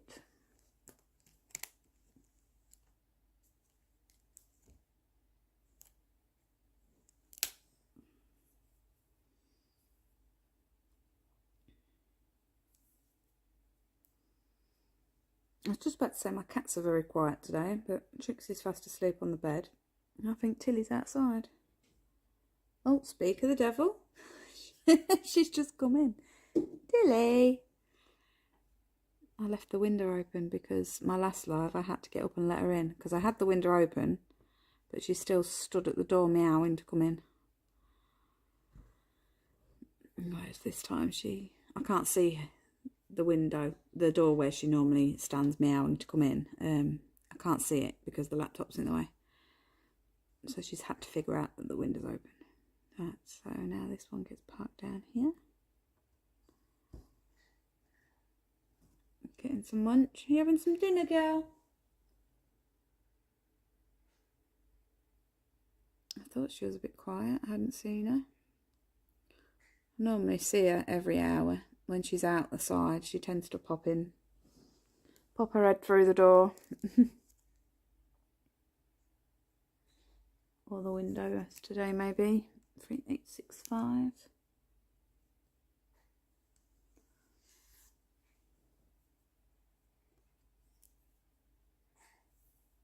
Oh, they've got a new friend, my cats have.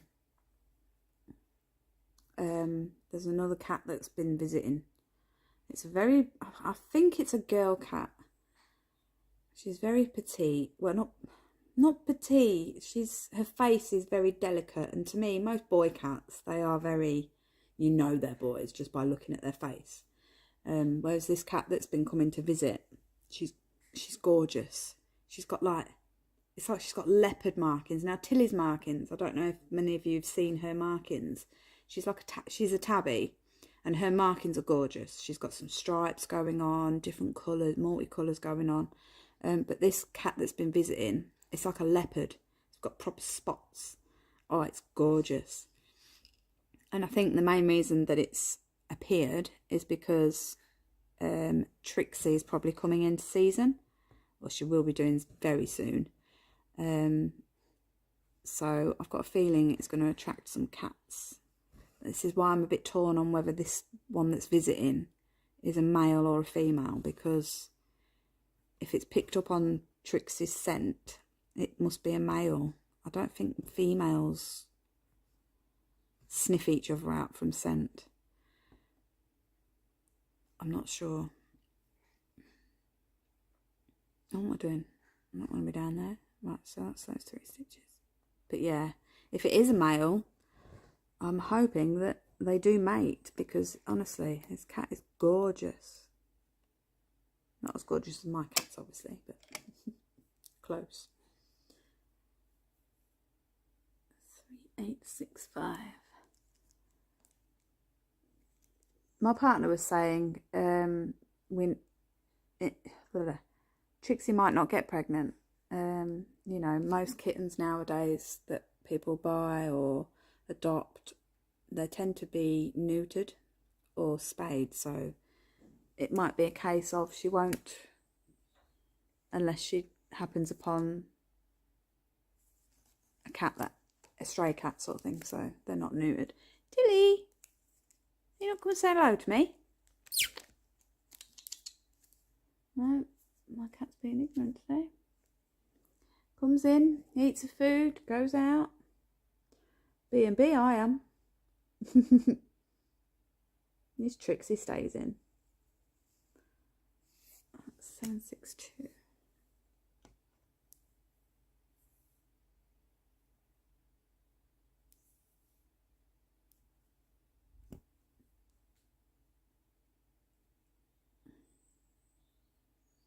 That one. This one's only one stitch.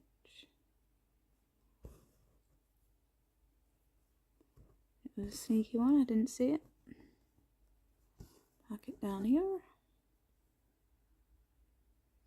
Yeah, when I do the little tutorials, it will be with darker coloured threading as well, so you'll be able to see what I'm actually doing. What we got here? 807.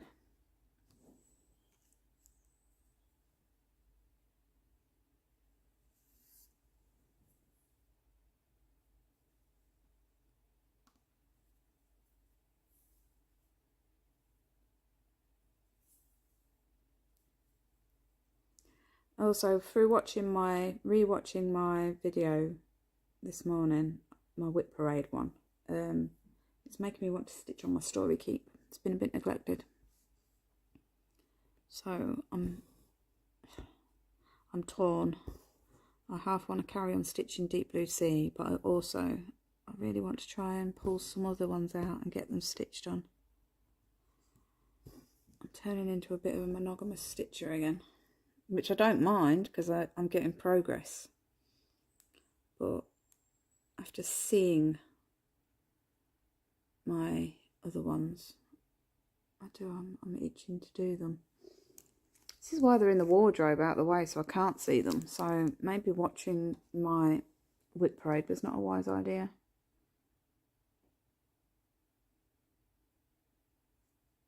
I don't want to be torn on what I want to stitch on. The idea of royal rotation went out the window, as you can see. The plan was to stitch a row on each one. In rotation, obviously, but that's not quite gone to plan. You never know, I might get fed up of stitching on this and start a rotation again. We'll see. Stitch on what makes you happy. This is making me happy, so I will continue to stitch on it.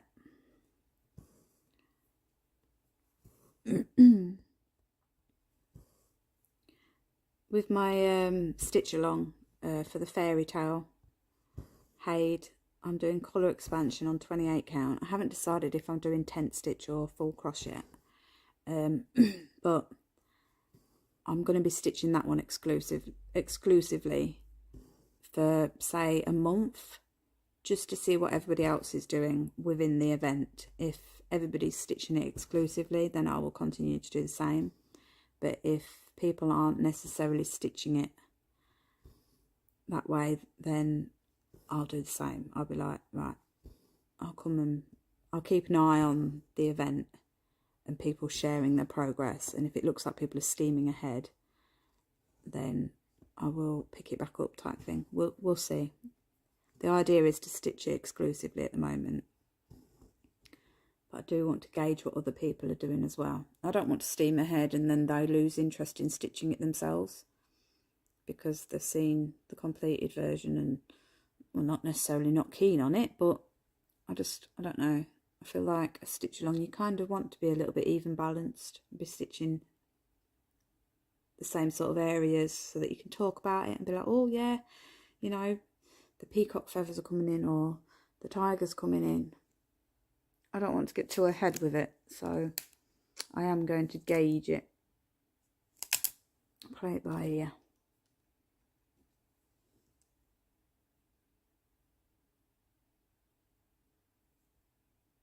As you all know, I was meant to stitch it with somebody else, but they have massively let me down and hurt me, so that is not happening anymore. That's why I've opened it up to my group instead. Max, 80 floss drops cut. Next step, make the edges round, but another day. Oh, bless you, Max. Good going though. Shannon, I'm going to be doing supersize max colour one, and it will be exclusively. Oh wow, what you're doing? The Fairyland one, you're doing the event. You probably are. I probably already know this, but it's gone out of my brain at the moment. You are on my Royal Rose group. Oh, I can't believe you're doing max colour and supersize. Wow. I can't wait to see your progress. Yours is going to look awesome. As I say, I've got colour expansion, just regular size. This is why I like the sale, because a lot of people are doing it different. You know, some are buying the mini. Some will be doing mini max colour. Some will be doing mini regular colour, colour expansion. Again, with a regular size, they might be doing regular size, regular colours, max colour, colour expansion, and then obviously with you, super size, you could be doing super size regular colour, or again, colour expansion. Oh, I can't wait to see all the differences, different counts as well. What count are you doing yours on, Shannon? 234 colours. Wow. I'm not sure what mine is. I think mine's 158, something like that. 100 and something anyway. I'm excited to start it. I know Chrissy with a K from the UK, she's doing the mini. She's looking forward to it.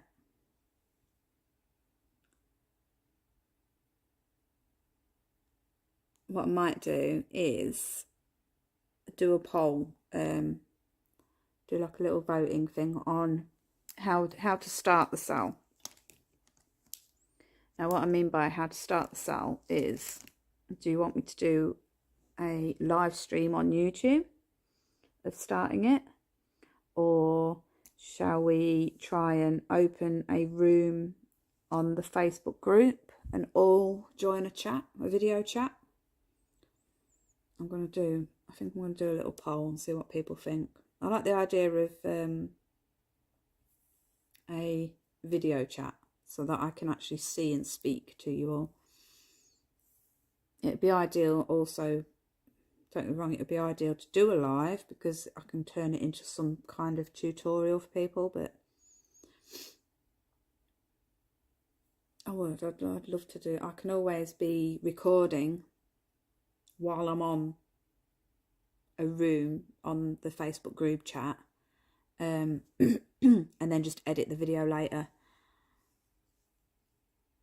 if people do want to do a video call starting it.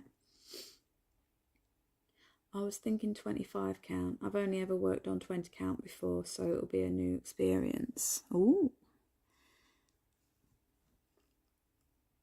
I love 25 count.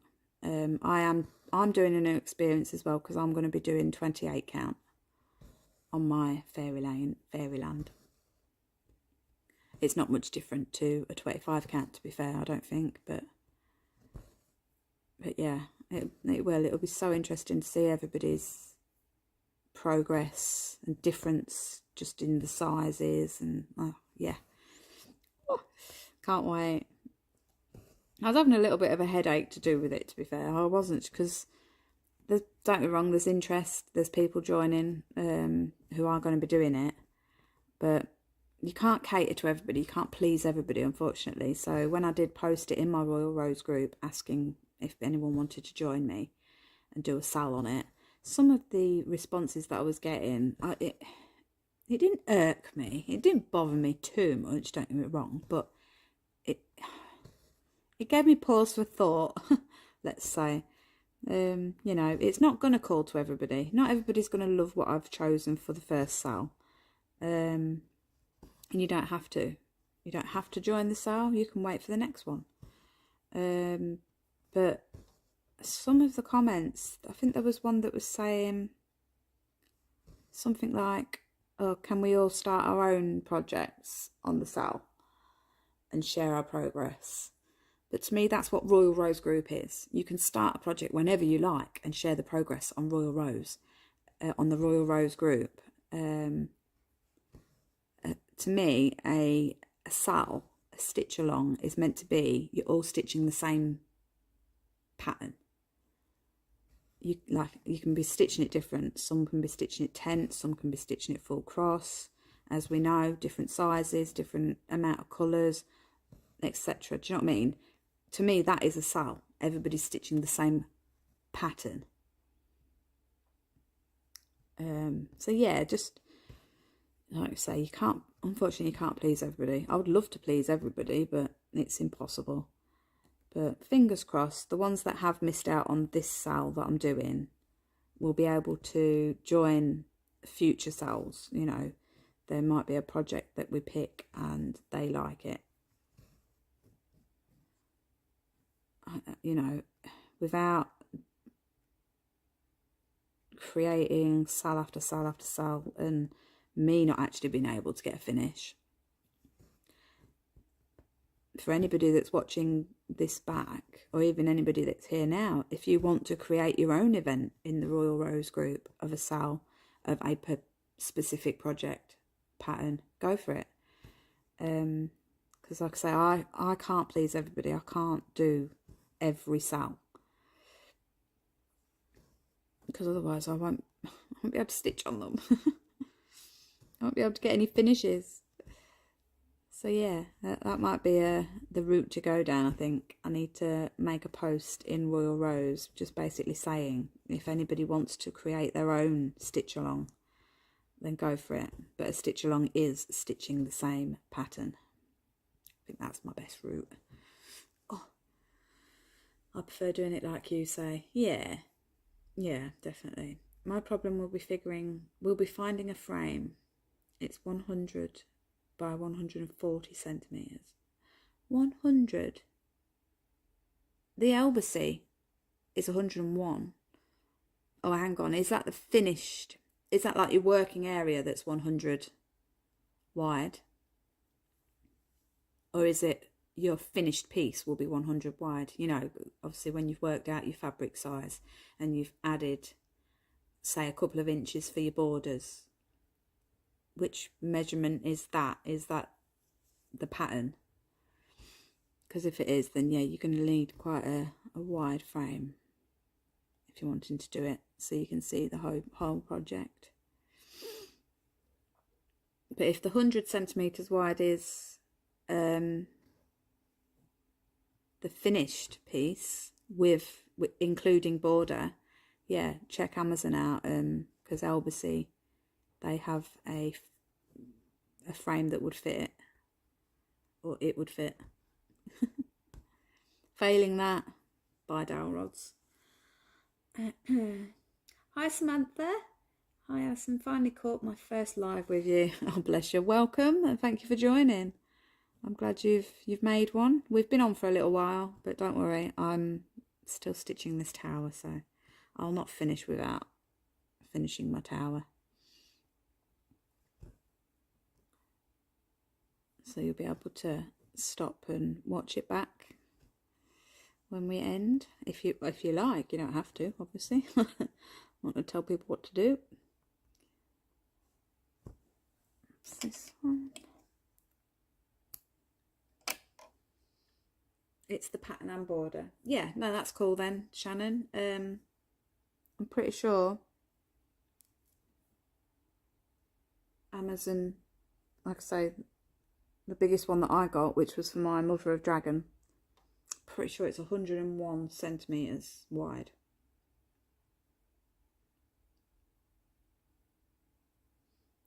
What am I doing? Acro.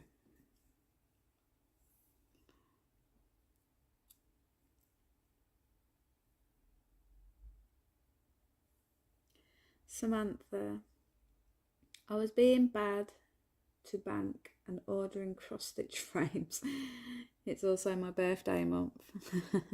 If it's your birthday, go for it. Treat yourself. Happy birthday for your birthday month. What date is yours on? Mine was on the 4th. It's already come and gone. And I treated myself to a Lowry stand that someone was selling. Shannon, oh yeah, and it's quite cheap as well. Yeah, exactly, Shannon. I think they're only like 20 odd, ain't they? Something like that. But yeah, that's my suggestion. Order that, and Amazon's pretty good with delivering the next day. Obviously you don't need it the next day because we're not starting it till April, but I would maybe suggest, depending on how you're going to attach it to your frame, I would suggest getting it set up ready, because then it gives your fabric a chance to relax, and each day, just until we do the start, just each day just tighten it gradually. Because I find when you put a fresh piece of fabric onto a frame, especially a big piece of fabric like you're going to be using, it's not true to the dowel rods. So this is why tension, like your drum tight tension, obviously mine's quite drum tight, it takes a while to get it drum tight because of how loose the fabric is on your dowel rods. So just each day until April, just keep, every now and then, just keep doing this. Just keep tightening it, because it'll pull and it'll get it proper true tight for you. A little bit of a tip there.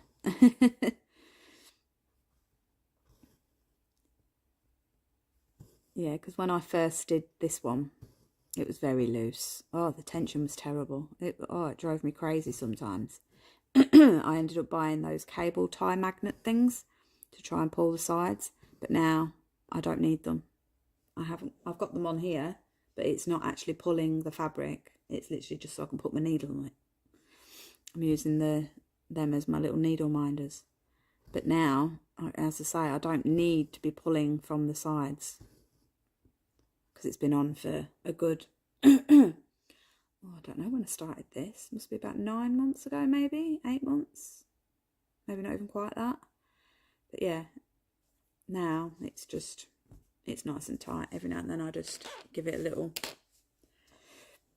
turn to keep it nice and, the tension nice and tight. Yeah, so if you are getting that frame and you feel like you're having a battle with getting the fabric on and getting it like tension tight, drum tight they call it, don't worry, it will come. Touch wood, I've never had a problem with the Elbacies. I keep getting told to buy a Millennium, buy this, buy that. I don't know. My Elbacies are absolutely fine. As you can see, me stitching on this, there's absolutely nothing wrong with the tension. It's drum tight. I could make it even tighter if I really wanted, but I don't need it tight. I think it's plenty tight enough. There's no sag. No wibble wobble. Where are we? Oopsie daisy. We're nearly finished with this tower. Do you stitch it into the frame? Shannon, I tape mine. I couldn't get on with stitching it. I think obviously stitching it, you're better off with like a sewing machine. But again, even then, even if I had a sewing machine, I don't think I would stitch it. I literally just get a bit of the electrical gaffer tape, you know, the silver proper heavy duty stuff. You can get that off Amazon as well. I'm pretty sure it's called gaffer tape. and that's quite cheap. I think it's only a couple of quid for a roll. But yeah, I get the tape and I'll tape my fabric first, because then I can get it straight. So like where your grid line is, so where are we? Here's my hand, look at my finger on the chart. So where your grid line is, you can make sure you get your tape true onto a straight line. And then attach it to the dowel rod and then turn. And again, the same for where I was saying about your tension on your fabric, on your frame. The same goes for your tape. Attach it, if you're going to use this way, attach it, do a couple of rolls, don't have it too tight,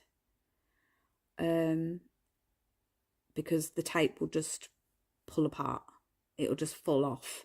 So try and roll it a couple of times, try and smooth it down like this, and then leave it for a day, and then kind of unravel, check the tackiness and see if it's proper stuck. If it's not, again, roll, get it to sit, because then eventually it will just mould, it will just proper stick true to the wood, and you'll be able to do this without it pulling out. Do you get what I mean? That your fabric won't pull away from the tape. That's how because when I first used tape, that's what I was doing. I was taping it to the fabric, taping it to the dowel rod, smoothing it down just with my hands, turning it, and then I was trying to get the drum tight tension, and through tightening it, my fabric just came away from the tape. And I was like, oh, well, that's not going to work then. But with this gaffer tape, it will, if you just give it 24, 48 hours to proper set. Another little tip. A little bit of a waffle when I'm talking about it, but you'll know exactly what I mean if you're going to use the tape. But you can get, also using the tape, it does help to get it straight. You know, sometimes your fabric can go a bit crooked, but mine's, through doing the tape that way, it does seem to be very, very straight.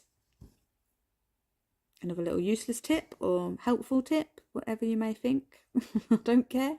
It works for me, and hopefully it'll work for you. Obviously, if you're going to use the tape method, make sure you have overhang so that it sticks to the actual dowel and your fabric.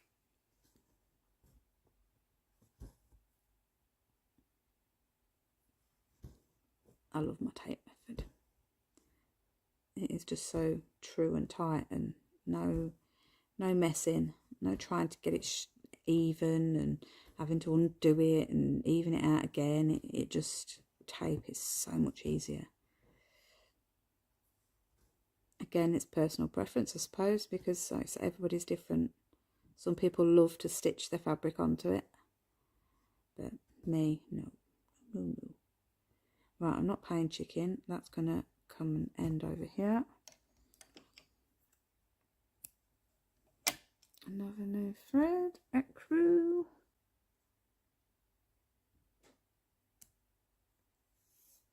We're nearly done with the tower.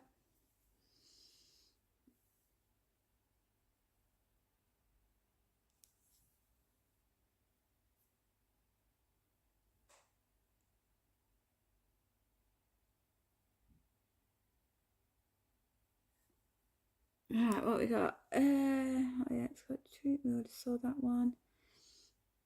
Smart Fair. It's on the 19th. Well, happy birthday for the 19th, if I don't catch you before then. Thank you very much. Sorry for missing words. My brain works faster than I can type sometimes. It's fine. Sean, when you finish a row, do you start the next row all the way over to the left side, or do you stitch it back the other way, right to left? Like I do, I start from the left again, a bit like a typewriter. So you kind of go and then come back to the left. But I do know of stitches that do go snake method, basically, pretty much, isn't it? So they do the left to right, and then come down and go right to left and then left to right. It's personal preference again. It's entirely up to you. Obviously, as long as there's that whole parking below and finishing to the right when you're going left to right. But then when you come back down, the only difference would be is parking below and finishing to the left instead when you're coming down that way. But I personally prefer to come back to the left-hand side. And now my reasoning to do that is because it just breaks it up. You know, obviously towards the end of this bit, don't get me wrong, I'm working on a blue piece anyway. So no matter what I do, it's going to be blue. But it's different shades of blue. So when I get to the end, I will start from the left again. And when I get to this left side, there's another dolphin. I'll show you at the end. There's another dolphin that is just vibrant. It is deep, deep blues. And and then a bit further along, there's some greens. And it just breaks the pattern up a bit, so it's not so monotonous. You know, if I was to stitch left to right and then right to left, I would probably get a bit fed up of being stuck with these particular colours. I'd want to have a couple of days off of these colours. And because I average a row a week, I do get that little bit of a break of these colours for a couple of days. So yeah, again, that's personal preference. It's entirely up to you. Max, 22 people in on one like, which was me. Come on, people, push the like button. 22 people in and one like. Oh, what, as in liking the live stream? Don't worry, Max, I don't mind. If people haven't liked my video, it's fine. You're all here, you're all chatting. Don't worry about liking, but I'm assuming if they like, if you hit the like button, it gets more. I don't really know. Does it boost your viewing potential or something? I don't know.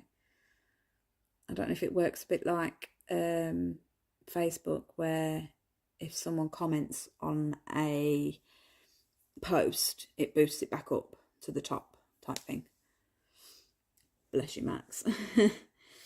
But yeah, if you feel like it, go ahead and give me a like.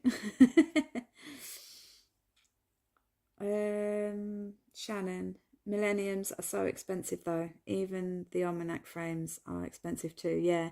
Oh, but don't get me wrong, I'd love to potentially own an almanac or a millennium, but for the cost of them and the fact that the Elbacy, to me, my experience, my Elbacies work fine. My tension is fine. So I don't want to warrant paying 100 and odd quid for a frame when my Elbacies are fine.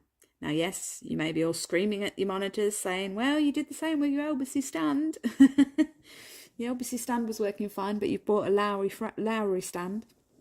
The reason I bought the Lowry stand is because I knew it was a bargain and it was my birthday. So let me off. Oh, ouch, ouch, ouch, ouch, ouch. Max, mine is going to a framing place to be done. Max, I'm not too sure.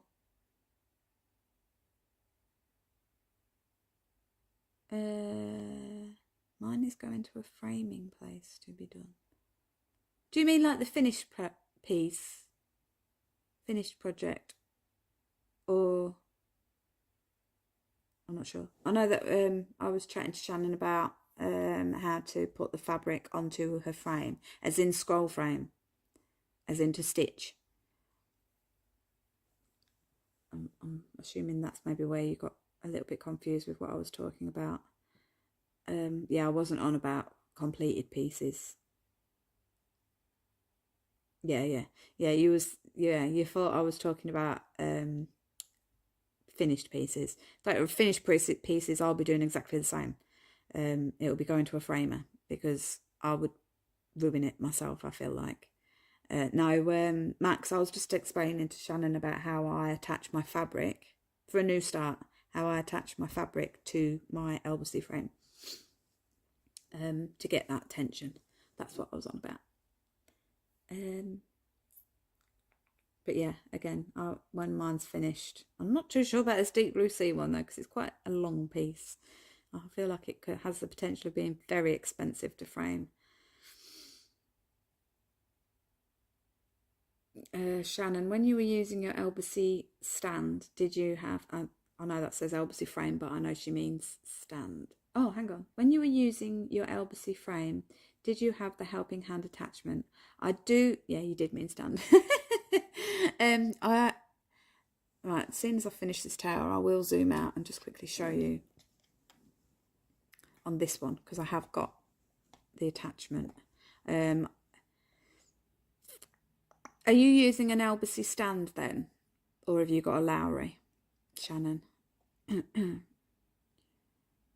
to zoom out because I have completed that tower, and we're not going to stick around and do another tower because we're over 2 hours in. I was hoping to get a bit of a less video so that people actually watch my videos. Can you see it? Yeah, there you go. Right, let's come away from here. Let's move me out of the way. Now, as you can see where my scissors are, Shannon, that's an elbow helping hand attachment. I haven't actually got the dowel rod going through it because I've now got my Lowry stand. But if I was to use my elbow for the really long pieces like this one, I find that the helping hand is great, but for the larger pieces, I find that it bows.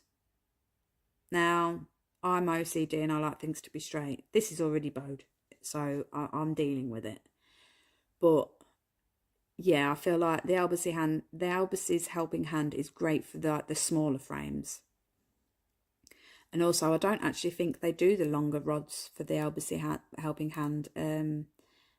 Again, I got Jason to do me a dowel rod for it. He also did Emma a dowel rod through it. I hate that. I'm not mentioning that name anymore, unless there is an Emma that comes into the room that isn't that Emma. But yeah, the dowel rods, you can get the dowel rods. Oh, look at my tattoo. It's not very often I get to put my tattoo in our stream. So yeah, it's, again, that's going to be personal preference. I wouldn't worry about an helping hand. Helping hand. I would, if you're using the elbow stand or even a Lowry, I would hold the side. I would hold this bit. Just hold the sidebar and then rest the other side on a cushion or on the arm of the sofa, whichever. That's my advice.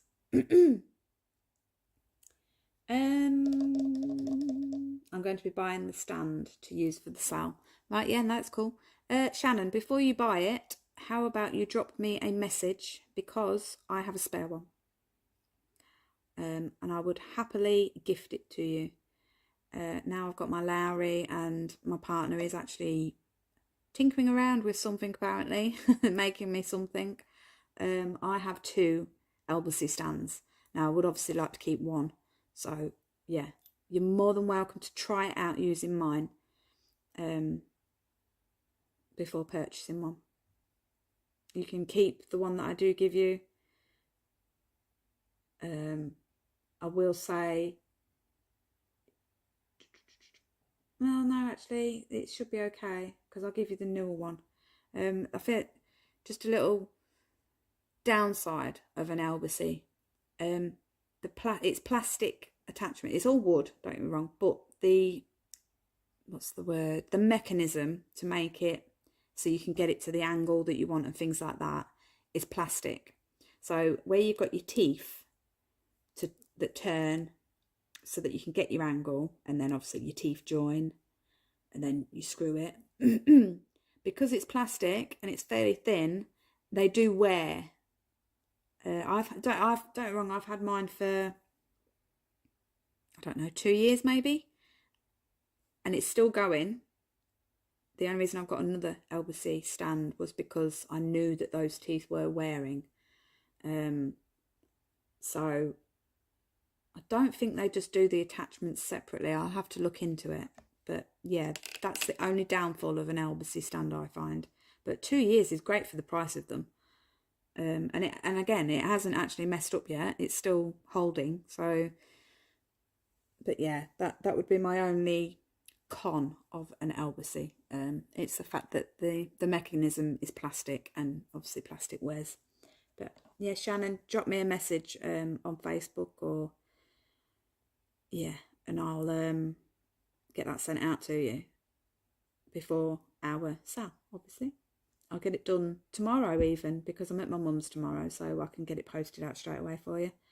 And then at least you can have a play and get used to it, ready for when you do the stitch along.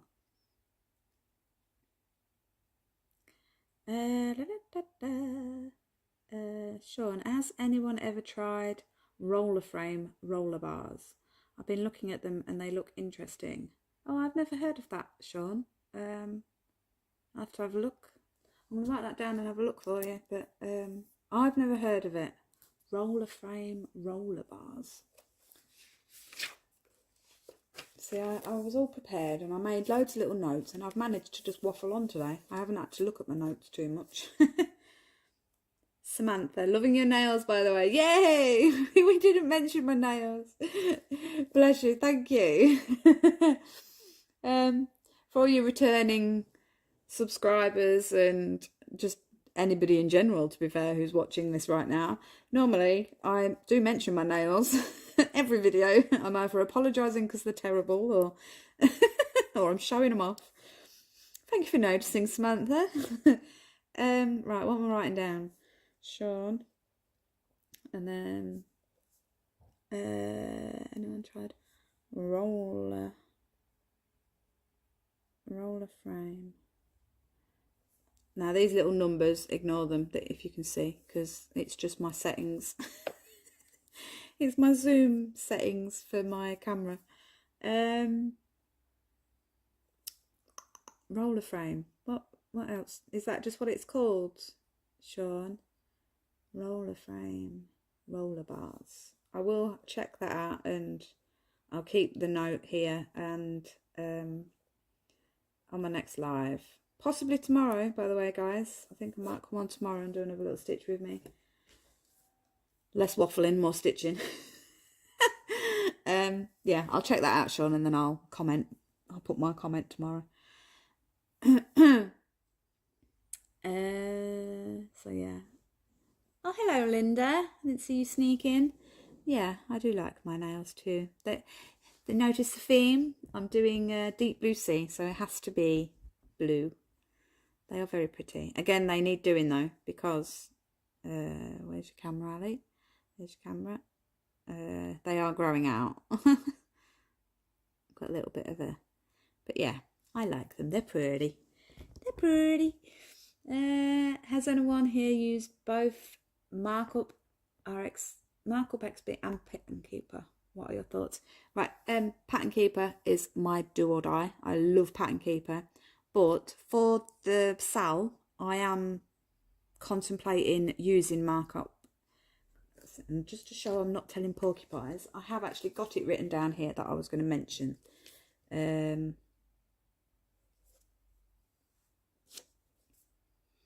Where are we? It starts. Oh, here we go. May. Let me see if I can show you. May try Markup RXP for sal piece.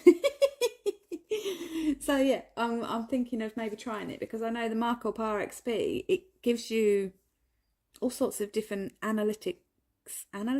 statistics, both kind of the same thing. But yeah, it sort of gives you potential end dates and things like that. So I'm thinking I might do my new start sal on Markup RXP. So I'll be able to comment for you on which one's better. But at the minute, I love Pattern Keeper. So if we're doing that sal and I end up back to Pattern Keeper, you know I don't like Markup.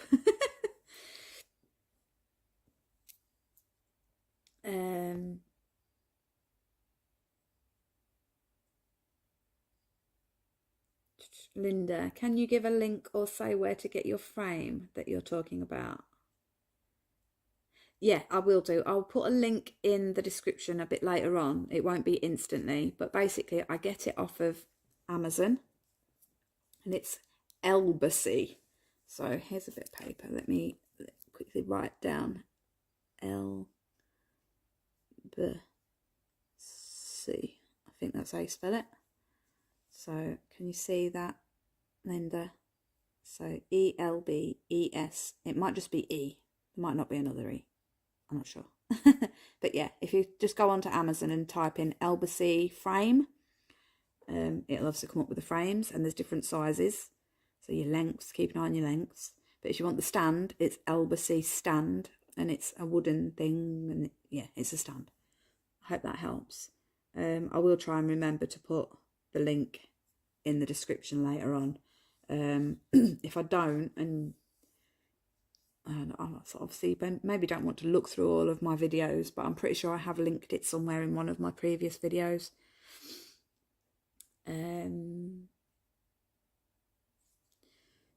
Mac, so cool. I should be there for the live tomorrow. Yeah, cool. Pattern keeper over markup. Yeah. Yeah, definitely pattern keeper over markup right now. Shannon, there you go, Linda.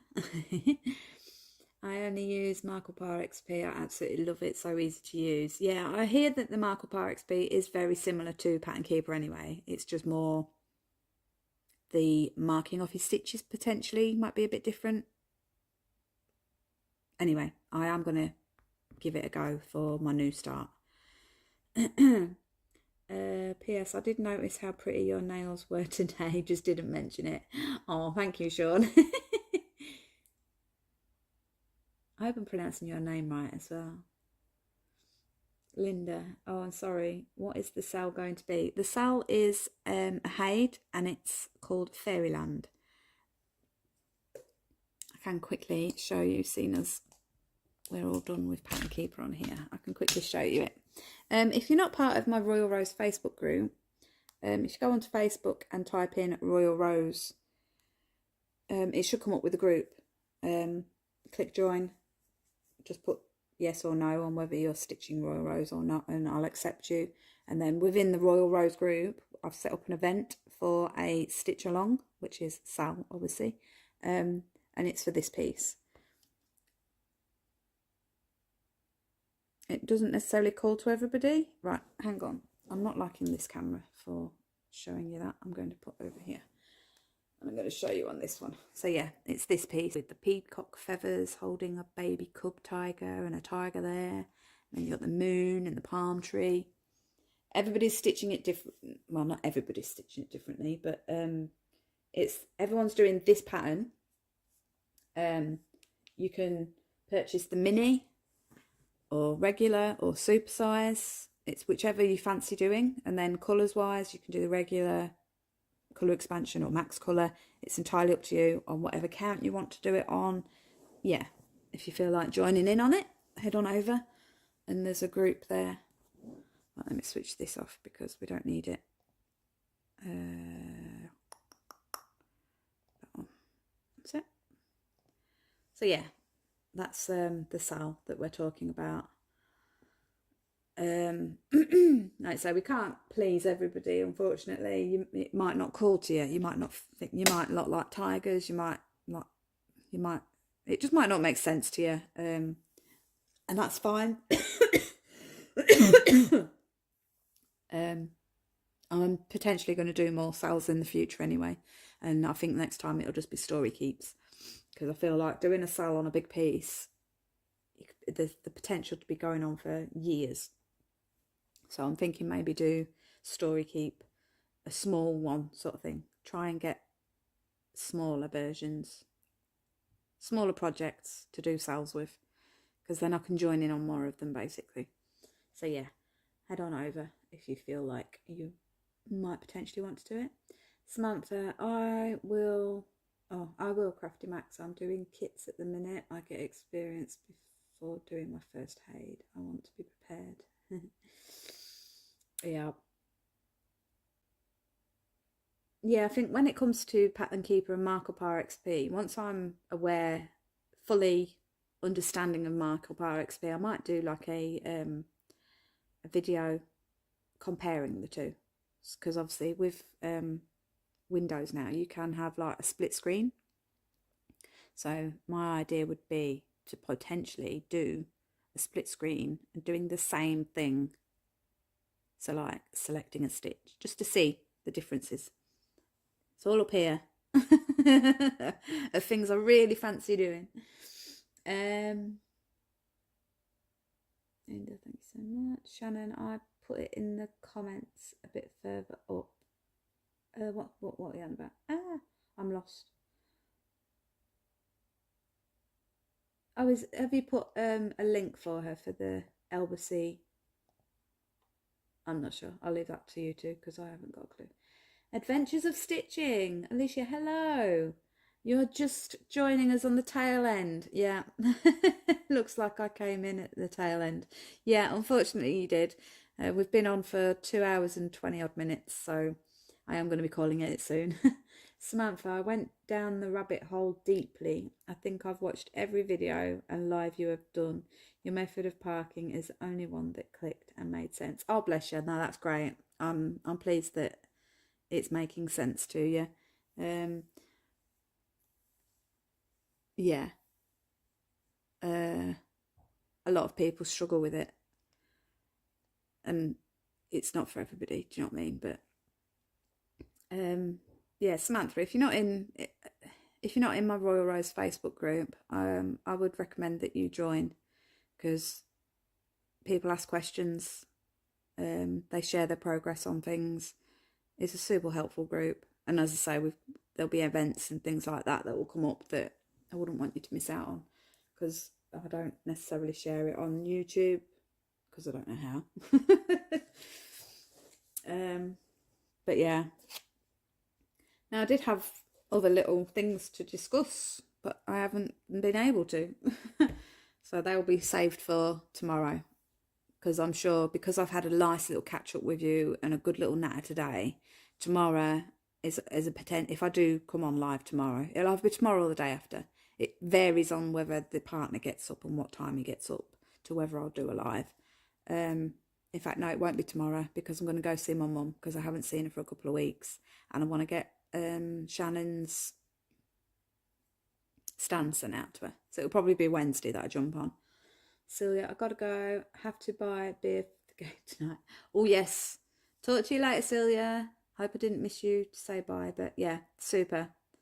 Enjoy the game. Hopefully we do well. So yeah, it won't be tomorrow now, guys. Sorry, it'll be Wednesday, because as I say, I need to go and see my mum. I haven't seen her. I've only seen her once this year. I didn't even see her for my birthday.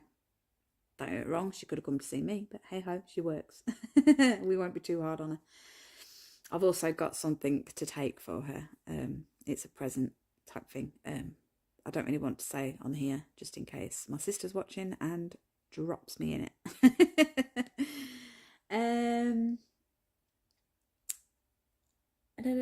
Adventures of Stitching. Alicia. May I ask what size thickness you go for your DIY dowels?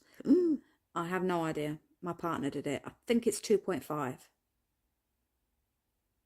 So it'd be 2.5 millimeters, I want to say. I'll try and get the measurements for next time. I'll make a note of it, and for our next live, I'll make sure I've got the measurements written down for you. Where are we? I'm going to be over here. So, dowel rod thickness. Like I say, I'm pretty sure it's 2 or 2.5 millimeter, but I'll find out for you, and then it's noted, and I need to note who's asked as well, obviously. So it's this here. This here wants to know. I'll try and answer that for you on the next live, sweetheart. So Celia's gone. Talk to you later. Thank you for the live. You're very welcome. I do enjoy doing lives. I don't know why I don't do them more often.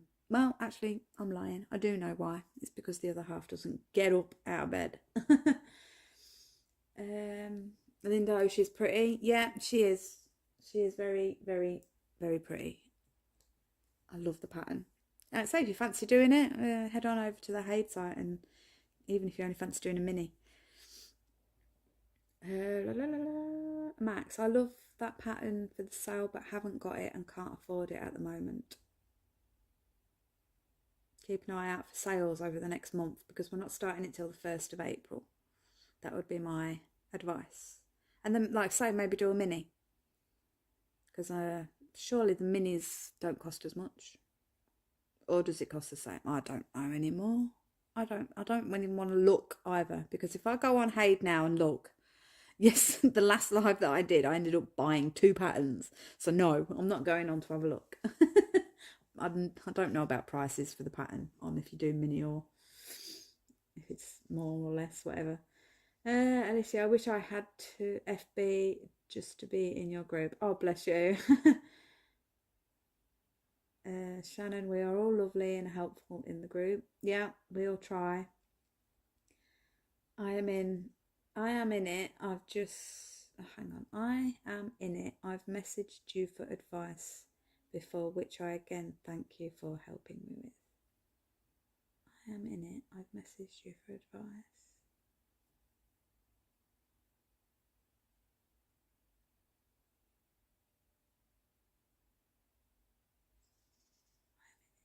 Do you mean you're in the Royal Rose group and that you've messaged me? If that's so, then I'll check that out later. I haven't been on today yet, so, or I might have been on, but I was more concerned with my live stream. Anyway, honestly, I don't mind people messaging me and asking me for advice. Max, I've printed out your hashtag Royal Rose. Get the hang of the wording. To get the hang of the wording. I assume that means. Max, yeah, I've got to update that. Don't get me wrong, all the terms that are there are terms, but there's a few more. This is something that I've been meaning to do, and I haven't done it. I will get round to it, I promise. It's a dictionary, basically, of the little quirky terms within Royal Rose. Not everybody's for it, and that's fine. But there is quite a few that love the little quirky terms. Like, obviously, we've got the dungeon, the tower, the east tower. If you're working from the bottom up, it's called high and mighty. There's all sorts of little quirky terms. Being a rebel if you don't park, if you park any further down, or yeah, there's all sorts of weird, wonderful names. And there's an update that I need to do. I will get round to it one day. It's not going anywhere, so. I'll be seeing my, this is Sean, I'll be seeing my mum this afternoon. Got to grab those chances when they come. Have a good visit with your mum. Yeah, like I say, I try and visit my mum once a week. I haven't been this side of the year really. In the summer will be easier. It's not nice to go out there in the freezing cold or the rain or windy, and yeah. And like I say, she works quite a lot. So Tuesdays or potentially Wednesdays are the main times that I can catch her. So, Alicia, thank you. If I don't catch your live, I'll watch it after. I keep starting those big ones. Yeah. This is a good thing with the live. As you just said, you can watch it back later if you do happen to miss it. And because I'm rabbiting on, and I tend to try and read out what people have said and who has said it, so that for those that are watching it that have missed the live, they're not clueless. Do you know what I mean? I don't want to sit here and be like answering someone's question, because they'll be like, what was the question? So I do try and cater to the ones that are here and to the ones that are potentially watching it later on. I try to anyway. And yeah, Alicia has put, I keep starting those big ones. Yeah, me too. I can't help it. Max, I know what you mean. I don't go on the Haid website because I would buy, which I can't do. Yeah, as I say, the end of my last live, I was naughty. I had no intention of purchasing anything. I was just going on to look at the pattern that you're doing, Max. Well, not you're not doing it yet, but the one that you're going to be doing, the fire and ice. I just wanted to go and have a look at what you was doing, and yeah, we got carried away. Ended up buying 2 patterns. Oh, hi Patty. Yeah, you are late. I've been on for 2 hours and 30 minutes, just over. And I've stitched 2 towers. So yeah, 400 stitches I did on the live. Yeah. Sorry you missed. I am gonna have to go because I need food. I need a drink. And yeah, I haven't moved for 2 hours and 30 minutes, and it's not good for my bottom. I hope you catch us again next time. I'm thinking of doing one on Wednesday, hopefully. Missy Jensen, have to go. Dinner is almost finished. See you all next live. Yeah, thank you for joining. Enjoy your dinner. Max, book has now got to print again. Oh well, we'll do it. It's fun to read. Oh, bless you. I haven't updated it yet, Max, so don't worry. I will let you know. Yeah, I haven't touched it yet, so I wouldn't worry just yet. Neo, Alison, I teach in Spanish. How do you do RR? But I don't see anyone else doing. Oh, you teach in Spanish how to do my Royal Rose method. Oh, bless you. But I don't see anyone else doing. There's quite a few. I don't know if you're a part of my Facebook group, Royal Rose group. There's loads that are stitching it now. It's spread like wildfire. YouTube wise, there's Stitching Brit. She's doing Royal Rose. Not Stitch With Me, actually, thinking about it. If you're thinking about Stitch With Me's, there's me. Me. And I think Ali Juno's Crafty Corner. I believe she's still doing Royal Rose.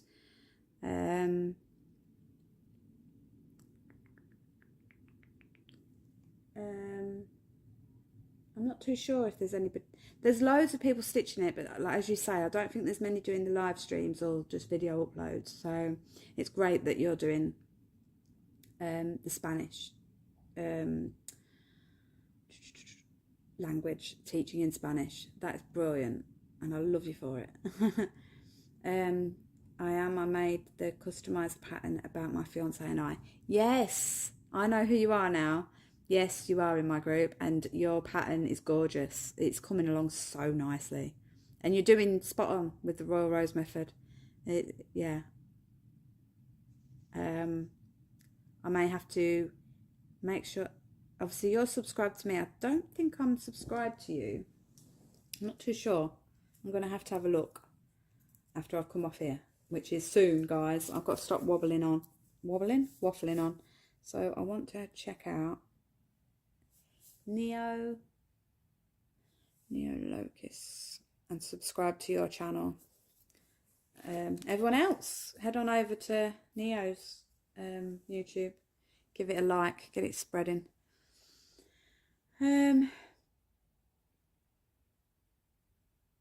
I've got a Discord for Royal Rose. Oh, sorry guys, I've just got carried away there. Samantha, have you thought about making a Discord for Royal Rose? You can have voice and section it off for sales, etc. Yeah, I do have a voice chat. Yeah, I do have a Discord. I just haven't been using it. I think the Discord is literally Royal Stitcher. It's AlisonRoyal5@gmail.com is my email address.